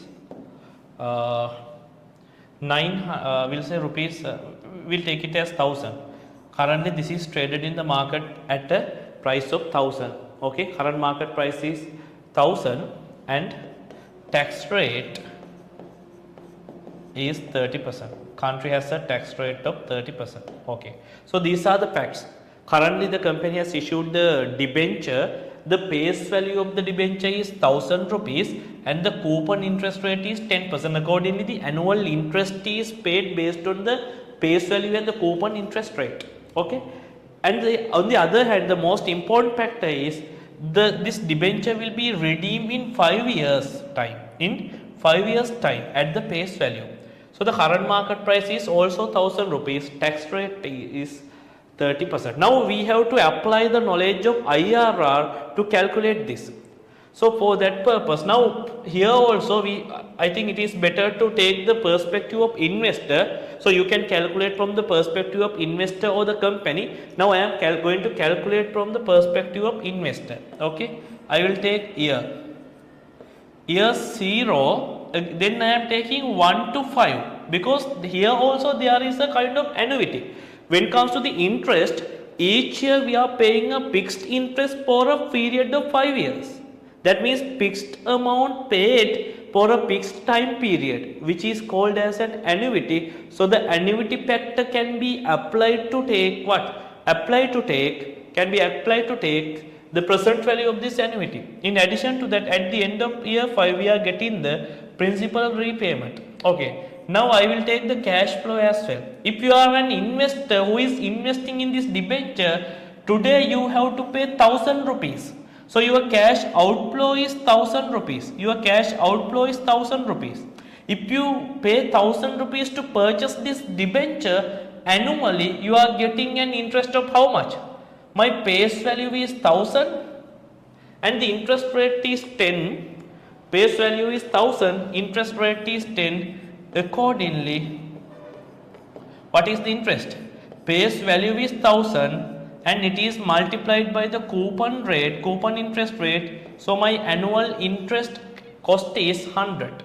But please keep in mind, when it comes to the interest cost, there is an impact of what? There is an impact of tax. Because of this interest expense, I am having a tax saving. Of how much? 100 into my interest cost is 100, but I am having a tax saving of 30%, which is 30 rupees. So my net interest cost is then 70 rupees. Therefore, please keep in mind, when it comes to the cost of debt computation, you have to consider the impact of tax. Why? Because of this interest payment, we are having what? Because of the interest payment, we are having a kind of tax benefit. So this tax benefit will reduce my net finance cost or the net interest cost. Okay, my net interest cost will be reduced because of this tax benefit. So I am removing this part. So my net interest cost is 70. So I will take that part. Okay, my next net interest cost is 70. So interest is a benefit to the investor and cost to the company. I will take this way 70, and at the end of year 5, this debenture will be settled at the face value, which is 1000. From investor's perspective, investor is getting what? Investor is paying 1000 rupees, and from the investor's perspective, investor have to pay taxes on this interest income. Therefore, the net income is 70. On the other hand, at the end of the year 5, investor is taking 1000. So these are the cash flows. Now what do we have to do? Now we have to see how we can calculate the present value, and we have to calculate one positive present value and one negative present value to get the IRR. So I will try with the discount factor of 10%. First I will try with the discount factor of 10%. Accordingly, discount factor at 10% and present value at 10%. Let's take the discount factor at 10%. Year 0, discount factor is 1. Year 1 to 5, we can take the annuity factor as we did in the previous scenario. So 10% and year 5, the annuity factor is 3.791. We took the same thing in our preference share calculation. So my annuity factor is 3.791. My annuity factor is 3.791. So I will take it here 3.791. Okay. So in year 5, what is my present value? Using the present value table, you can take it here. I think I have marked in the previous computation. See, 10% year 5, the present value is, or the discount factor is 0.21. 0.621. 0.621.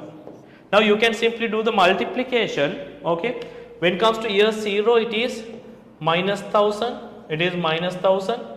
When it comes to year 1 to 5, annually I am getting an interest of 70 multiplied by 3.791.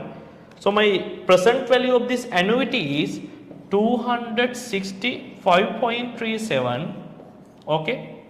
And year 5, 1000 into, I am going to do the present value 0.621. So the value is 621. 621. Now you can take the net present value. Please take the net present value minus 1000 plus 265.37 plus 621. So the net present value is a negative value, which is minus 113.63. Minus 113.63. I am ended up with the negative NPV if I take what? If I take 10% of discount factor. If I consider a discount factor of 10%, I ended up with a negative NPV. See, I ended up with a negative NPV. So if I consider the discount factor, now I have a negative NPV. Then I should have a positive NPV to calculate the IRR. So how can I take the positive NPV? I think if we take a discount factor below this 10%, I will end up with a positive NPV. So this is a guess. You have to guess in the examination. So let's try at a rate of 5%. Discount factor at 5%. So I will try a discount factor at 5%. Okay. So year 0, discount factor is 1. When it comes to year 1 to 5, we have to take the annuity factor at 5% for a period of 5 years. So please go to the annuity table. Please go to the annuity table. In annuity table, see 5% at year 5. 5% at year 5. It is 4.329. It is 4.329. 4.329. I am not sure whether this will yield a positive result. We'll see. So the annuity factor is 4.329. So in the same way, you can take what? You can take the present value for year 5. Present value for year 5. Okay, at 5%, year 5 present value is 0.784. 0.784.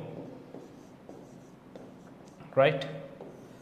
Now you can take the present value at 5%. Present value at 5%. Okay, so let's do the computation. 1000 into 1. It is still 1000 minus 1000, right? Then 70 into 4.329. 70 into 4.329. So the value is 303.03. Okay. So the next one is 1000 into 0.784. 1000 into 0.784. So the value is 784. So the value is 784. So now you can take the NPV minus 1000 plus 303.03 plus 784. So my NPV is a positive one, good result, 87.03. So this is my positive NPV. This is my positive NPV. This is my positive NPV. Now I have the positive NPV and I have a negative NPV. As per our usual symbols, A is the lower rate. In my case, lower rate is 5%. In my case, lower rate is 5%. at 5%, NPV is 87.03. Then the higher rate is 10%, higher rate is 10%. At 10%, my NPV was minus 113.63. Minus 113.63. Right. Now, based on this, I can do what? Based on this, I can do the computation of IRR, internal rate of return. Okay. I can do the computation of IRR. So, IRR equal what? A plus NPV resulting from the discount factor A divided by NPV resulting from the discounted factor A minus NPV resulting from the discount factor B multiplied by B minus A. Right. Now, in my example, A is 5%. A is 5%. I will take it as 0.05.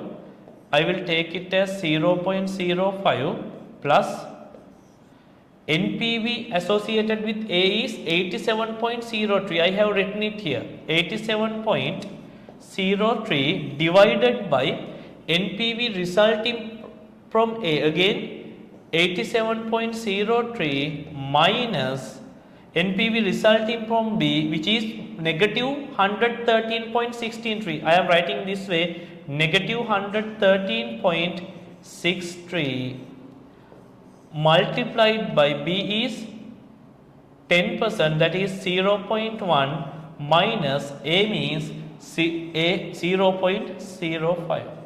Right. So, this is the formula. Now, you can solve this. You can solve this. Okay. So, I will take 0.05 plus 87.03 divided by 87.03 minus means plus. See here, minus plus 113.63. Okay, it should be multiplied by 0.1 minus 0.05. So the answer would be, I will round it up to 2 decimal places, 0.02. I will round the answer to 2 decimal places. Accordingly, my answer is 0.07. In percentage form, it is 7%. Okay. So the IRR is nearly 7%. IRR is nearly 7%. So it means that my cost of redeemable debenture is 7%. My cost of redeemable debenture is how much? It is 7%. Cost of redeemable debenture is 7%. Right. So this is how we are calculating our cost of debt. When it comes to the cost of debt, please keep in mind there are redeemable debentures and irredeemable debentures. When it comes to the redeemable debentures, please keep in mind you have to compute the IRR. You have to compute the IRR. Okay. So basically I have covered the basic theoretical areas. Having completed that, we can do some past paper questions so that we are in a good position. But please keep in mind this is a kind of revision session. So if this is a theoretical session, I am not rushing in this way. I am getting each concept and explaining into the deeper at your level. But since this is a revision session, I am just going through the concept and I am showing you how these have been tested at your examination. Right. So let's try some past paper questions and see how those have been tested at the examination. Okay, so let's try to work out some past paper questions. So I will start with the latest question, which is 2024 January exam. I think question number 7. No, it is question number 7. Yes, 2024 January exam, question number 7. Right. So let's try to understand using this question how these things that we have learned have been tested at the examination. Let's try to understand. See, So question number 7 of 2024 Gen exam. PIX PLC is a company listed on the Colombo Stock Exchange. That means they can trade their shares or debentures in a public exchange. The following information is extracted from the company. There are 80 million ordinary voting shares in issue, which were initially issued at rupees 20 per share. The shares are currently trading at rupees 16 per share. The company pays, please see, the company pays a fixed dividend of rupees 3.6 per share. Now please understand, in questions there can be unnecessary information as well. You should be able to exclude those unnecessary information and consider only the relevant information. So that is all about the share. The next point, the company has issued 16 million 4-year redeemable debentures at rupees 100 per debenture with a coupon rate of 22 per annum. Okay, with a coupon rate of 22 per annum. Currently, the debentures are currently trading at rupees 109 per debenture. Assume the income tax rate is 30%. Now the information has been provided. Based on this, we are requested to calculate. Those things. Okay. Cost of ordinary voting share, cost of redeemable debenture, and weighted average cost of capital. Actually, I didn't discuss this concept because I expected to discuss this concept using an example so that we can do it easily. Okay. Weighted average cost of capital using the market value, and there is a theoretical part state the importance of cost of capital. So let's look at that part. So I will start with the part A. Okay, I will start with the part A, and under the part A, the first one they are asking what? Cost of ordinary shares. That means cost of equity. Now in this kind of a situation, what do you need to do? You know, there are two models, one is zero growth model and the other one is constant growth model. If you refer to the question very carefully, Lamai, in the question it is mentioned that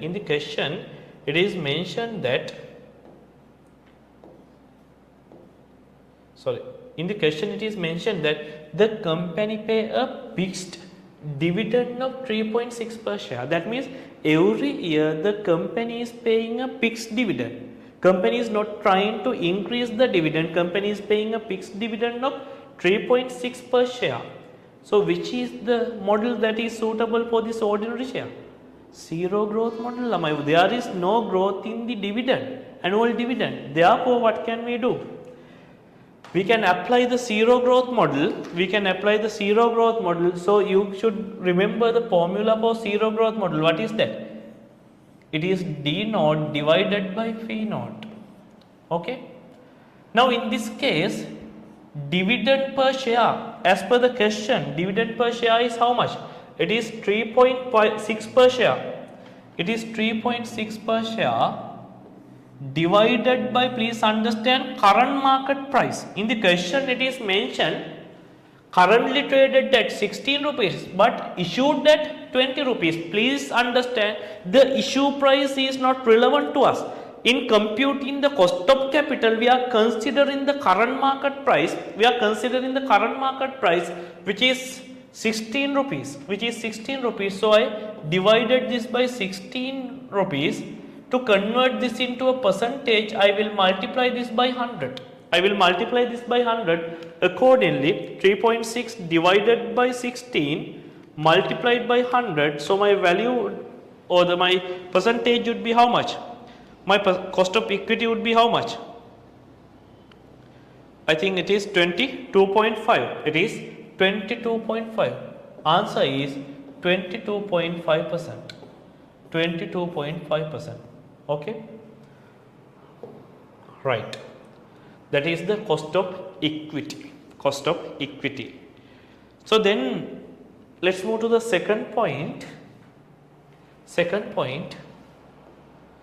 In the second point, they are asking us to calculate the cost of redeemable debentures. In the question, it is explicitly mentioned that this is, we have to calculate the cost of redeemable debentures. Redeemable debentures. So I will take the part B.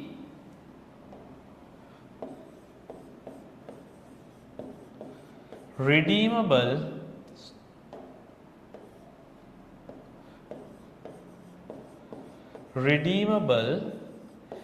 debentures. Now you know, when it comes to the redeemable debentures, what we have to do? Redeemable debentures, we have to take the IRR.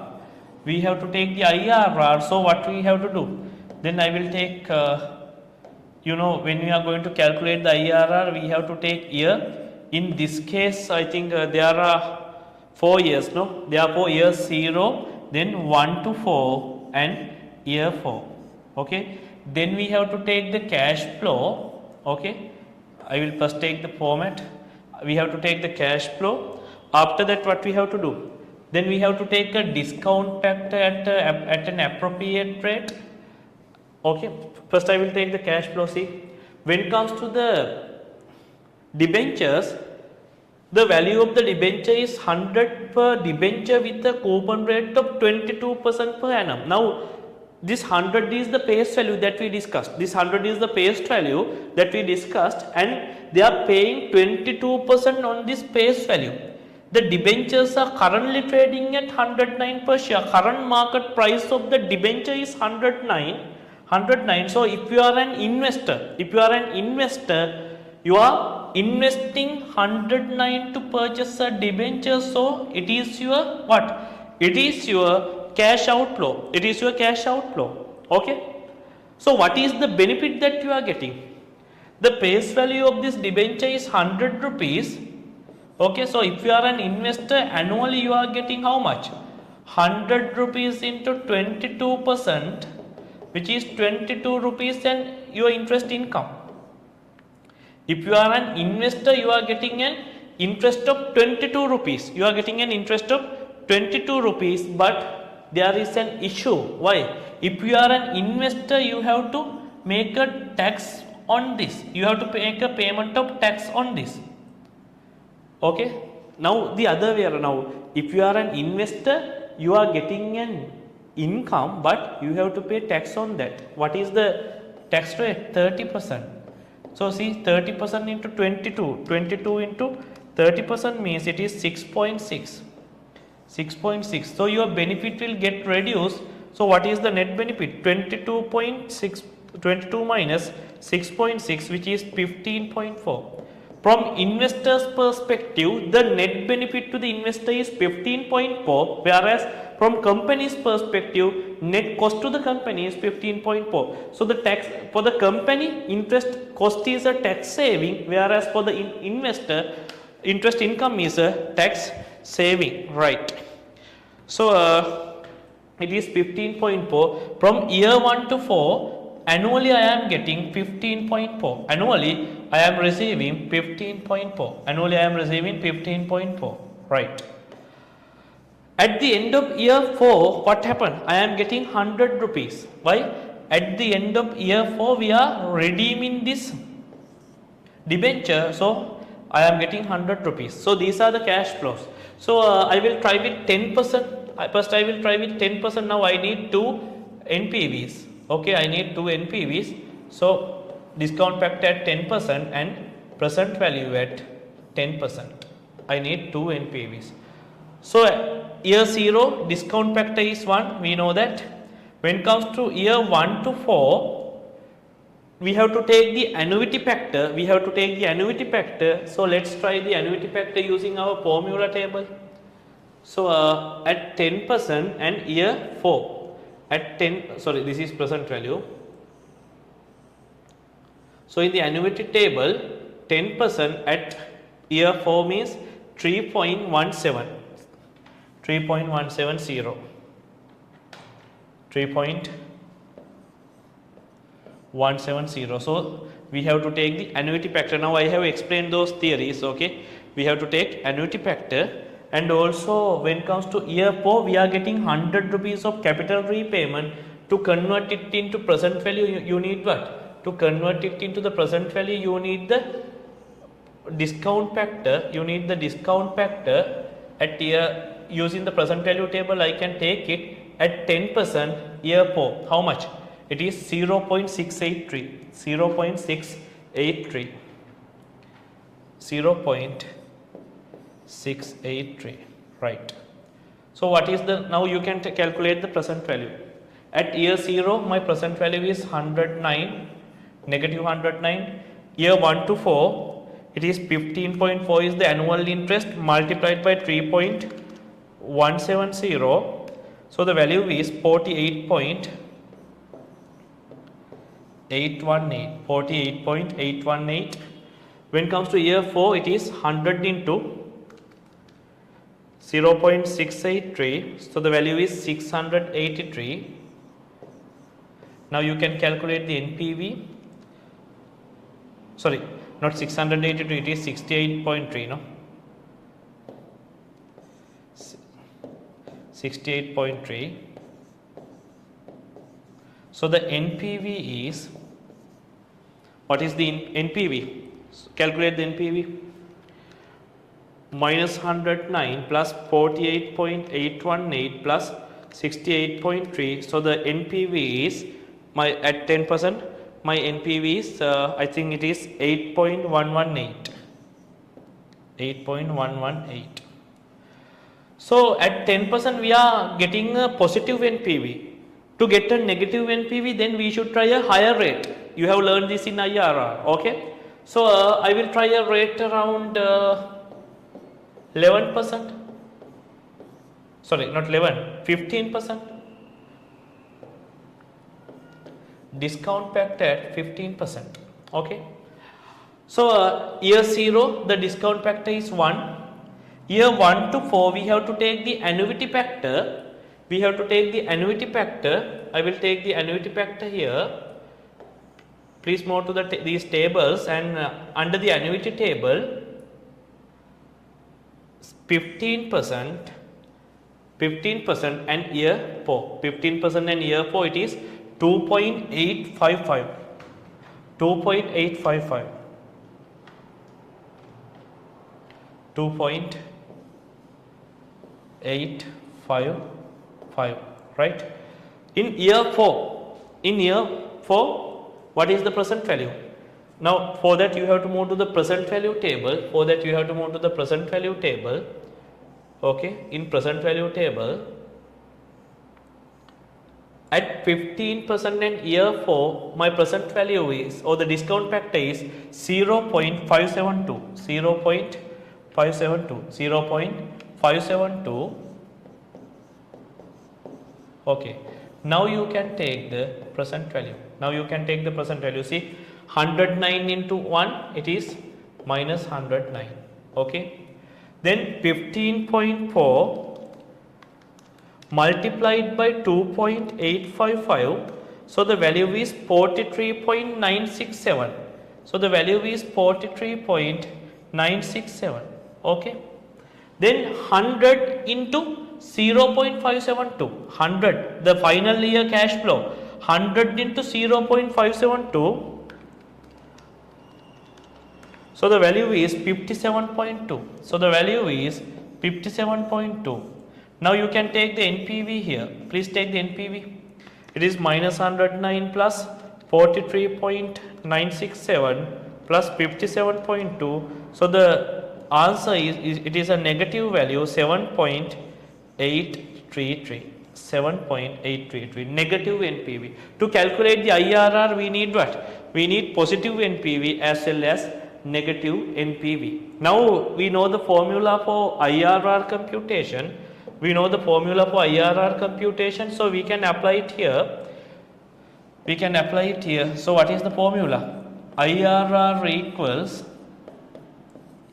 A plus NPV resulting from A divided by NPV resulting from A minus NPV resulting from B. Okay, so this is multiplied by B minus A. So what is A, what is B? Always A is the lowest discount factor. In this case it is 10%. at 10% we had the positive NPV of 8.118 and B is always the negative discount factor which gives the negative NPV which is 15%. So at this rate my value was 7.833 negative value. Now you can apply these values to the formula and calculate the IRR. You can calculate the IRR. Okay. So what is the A is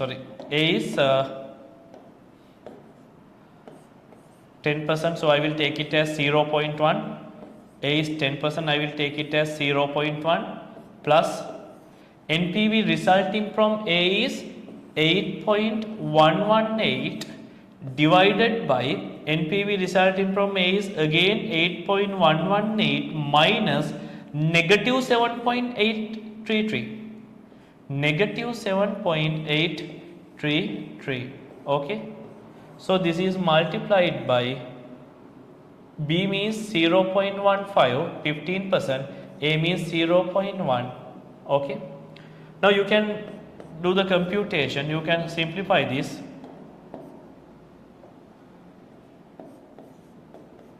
Now you can simplify this. Okay. 8.118 divided by 8.118 minus into minus, it become plus. Okay. So it is 7.833. Okay, so the value is multiplied by 0.05. Okay, 0.05. So we are getting, I will round it up to 2 decimal places, or 0. I will take it as 0.0254, something like that I am getting. So the answer is how much? 0.1 plus 0.0254, which is 0.1254. So if you convert this into a percentage, it is 12.54. If we convert this into a percentage, it is 12.54. It is 12.54. It is 12.54. Right. So this is my what? This is my cost of debt. This is my cost of debt. Okay.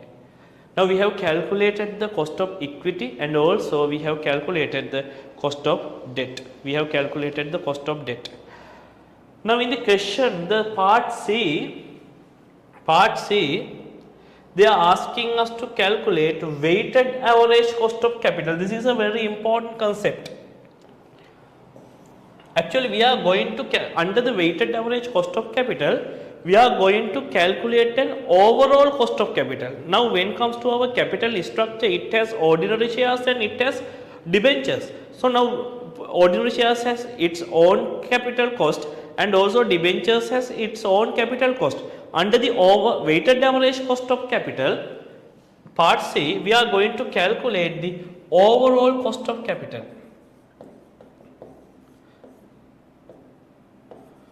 Weighted average cost of capital. Weighted average cost of capital. Here the weightage is based on the market value of each item.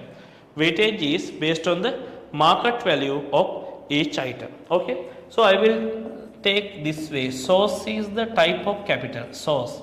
Okay. I will take source. Then I will take the market value of each source. Market value. Okay. Market value. And then I will take the cost of capital, COC. COC, I will write down in short form, COC percentage. We have calculated the cost of capital percentage, and then I will take the cost of capital in rupees. Okay. So let's first I will take the source as ordinary shares. As per the question, see, I have how many ordinary shares? As per the question, I have 80 million ordinary shares. Okay, 80 million ordinary shares, and ordinary shares are currently traded at 16 rupees. Okay, I have 18 million ordinary shares currently, and each ordinary share is sold in the market at 16 rupees. So what is the market value of the ordinary share?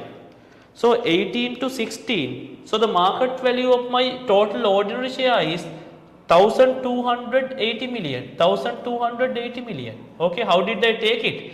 Number of shares multiplied by the market price per share.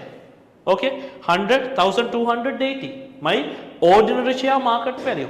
So I will take it here. Market value of ordinary share is 1280 million. I will take in million rupees. Okay, I am taking rupees million. Okay, here also I am taking rupees million, right? So the next one is debentures. Next one is debentures. As per the question, I have issued 16 million debentures. Each debenture is currently traded at the market at a price of 109 rupees. So what is the total value? 16 million debentures I have issued, and each debenture is traded in the market at a price of 109 rupees. Accordingly, my market value of the total debenture is 1744. 1744. 1744 million. 1744 million. 16 into 109. Okay, so 1744 million is the market value of the debentures.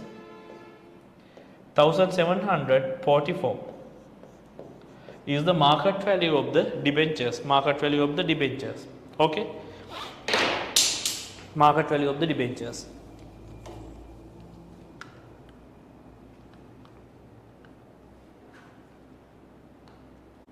Okay, now what we are going to do? Now we have calculated the cost of capital percentage of each element. When it comes to our what we call our ordinary shares, we have already calculated in part A as 22.5%. Our ordinary share capital cost is how much? It is 22.5%. 22.5%. Okay.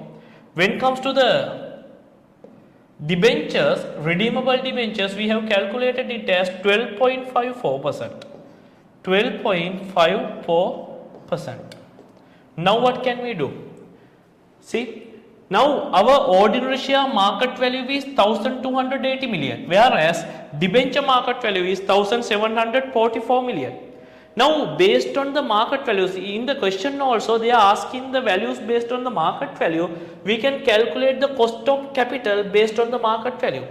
We can calculate what? We can calculate the cost of capital based on the market value. How? Market value into the cost of capital rate. In this case 1280 is my market value. This is multiplied by 22.8%, 22.5%. So my cost of capital in rupees million, it is 288 million. 288 million. When it comes to the ordinary share, my cost of capital in market terms is 288 million. In the same way, you can calculate the cost of capital for debentures. 1744 is the market value. Cost of capital rate is 12.54%. So my cost of capital is in rupees million, 218 million and 69, something like that. So I will take it, I will round it up to 2 decimal or 1 decimal place as 200, or we will take as a full number 290. 290, no, yeah. Otherwise I will take 2 decimal places.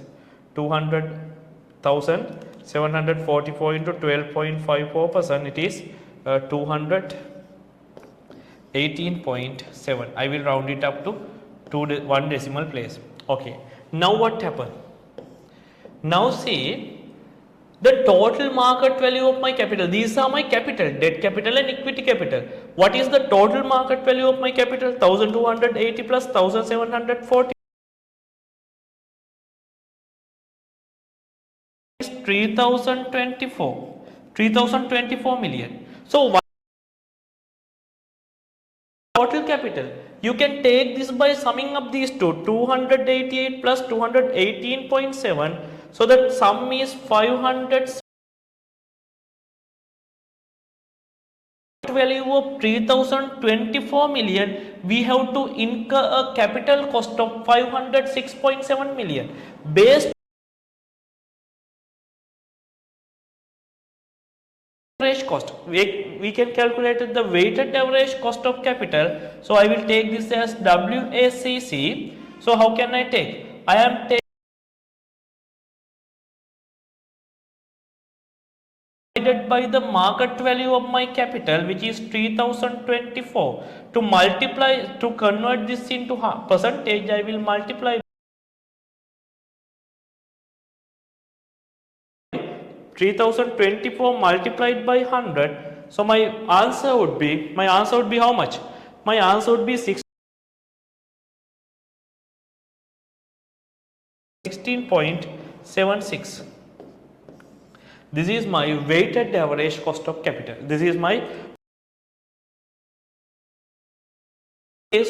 when you are requested to calculate the weighted average cost of capital, simply what you each of the capital item, maybe ordinary shares, maybe preference shares, maybe debentures, you have to take the market each element, then you have to multiply the market value by the cost of capital percentage, then you are taking the market rupees per each element of the capital structure. Okay, so then what you have to do, then you have to capital plus equity capital, then you have to take the total market value of your capital and you have to take the total capital cost, then what capital cost divided by the total market value. So this is how you are calculating the weighted average cost. So we weighted based on the relative weight in the capital structure. Now if we take our capital structure, we have 3024 total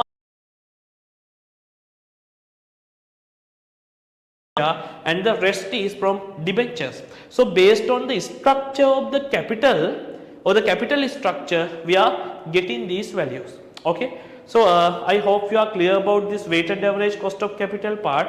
In the examination, probably definitely you may get a question on this, right? So the next thing, okay, I think we have covered the part A. Part B, state the two importances of cost of capital. So cost of capital have various uses. It can be used for our investment appraisals. You have learned that. Then it is one reason. Then we can make some kind of decisions about our capital structure. What is the percentage of debt? What is the percentage of equity? We can use that. In addition to that, we can use this for our dividend policy. Likewise, there are various uses. So you can write down, in theory you have learned those. You have to write down only two reasons. Okay. Okay. So with that, we are complete in this session, and you can do more past paper questions, and almost all the past paper questions are same. So you can go through those past paper questions and do them on yourself, so that you will understand the topic properly, right? So with that, we are winding up this session, and hope you are clear about the concept of this cost of capital.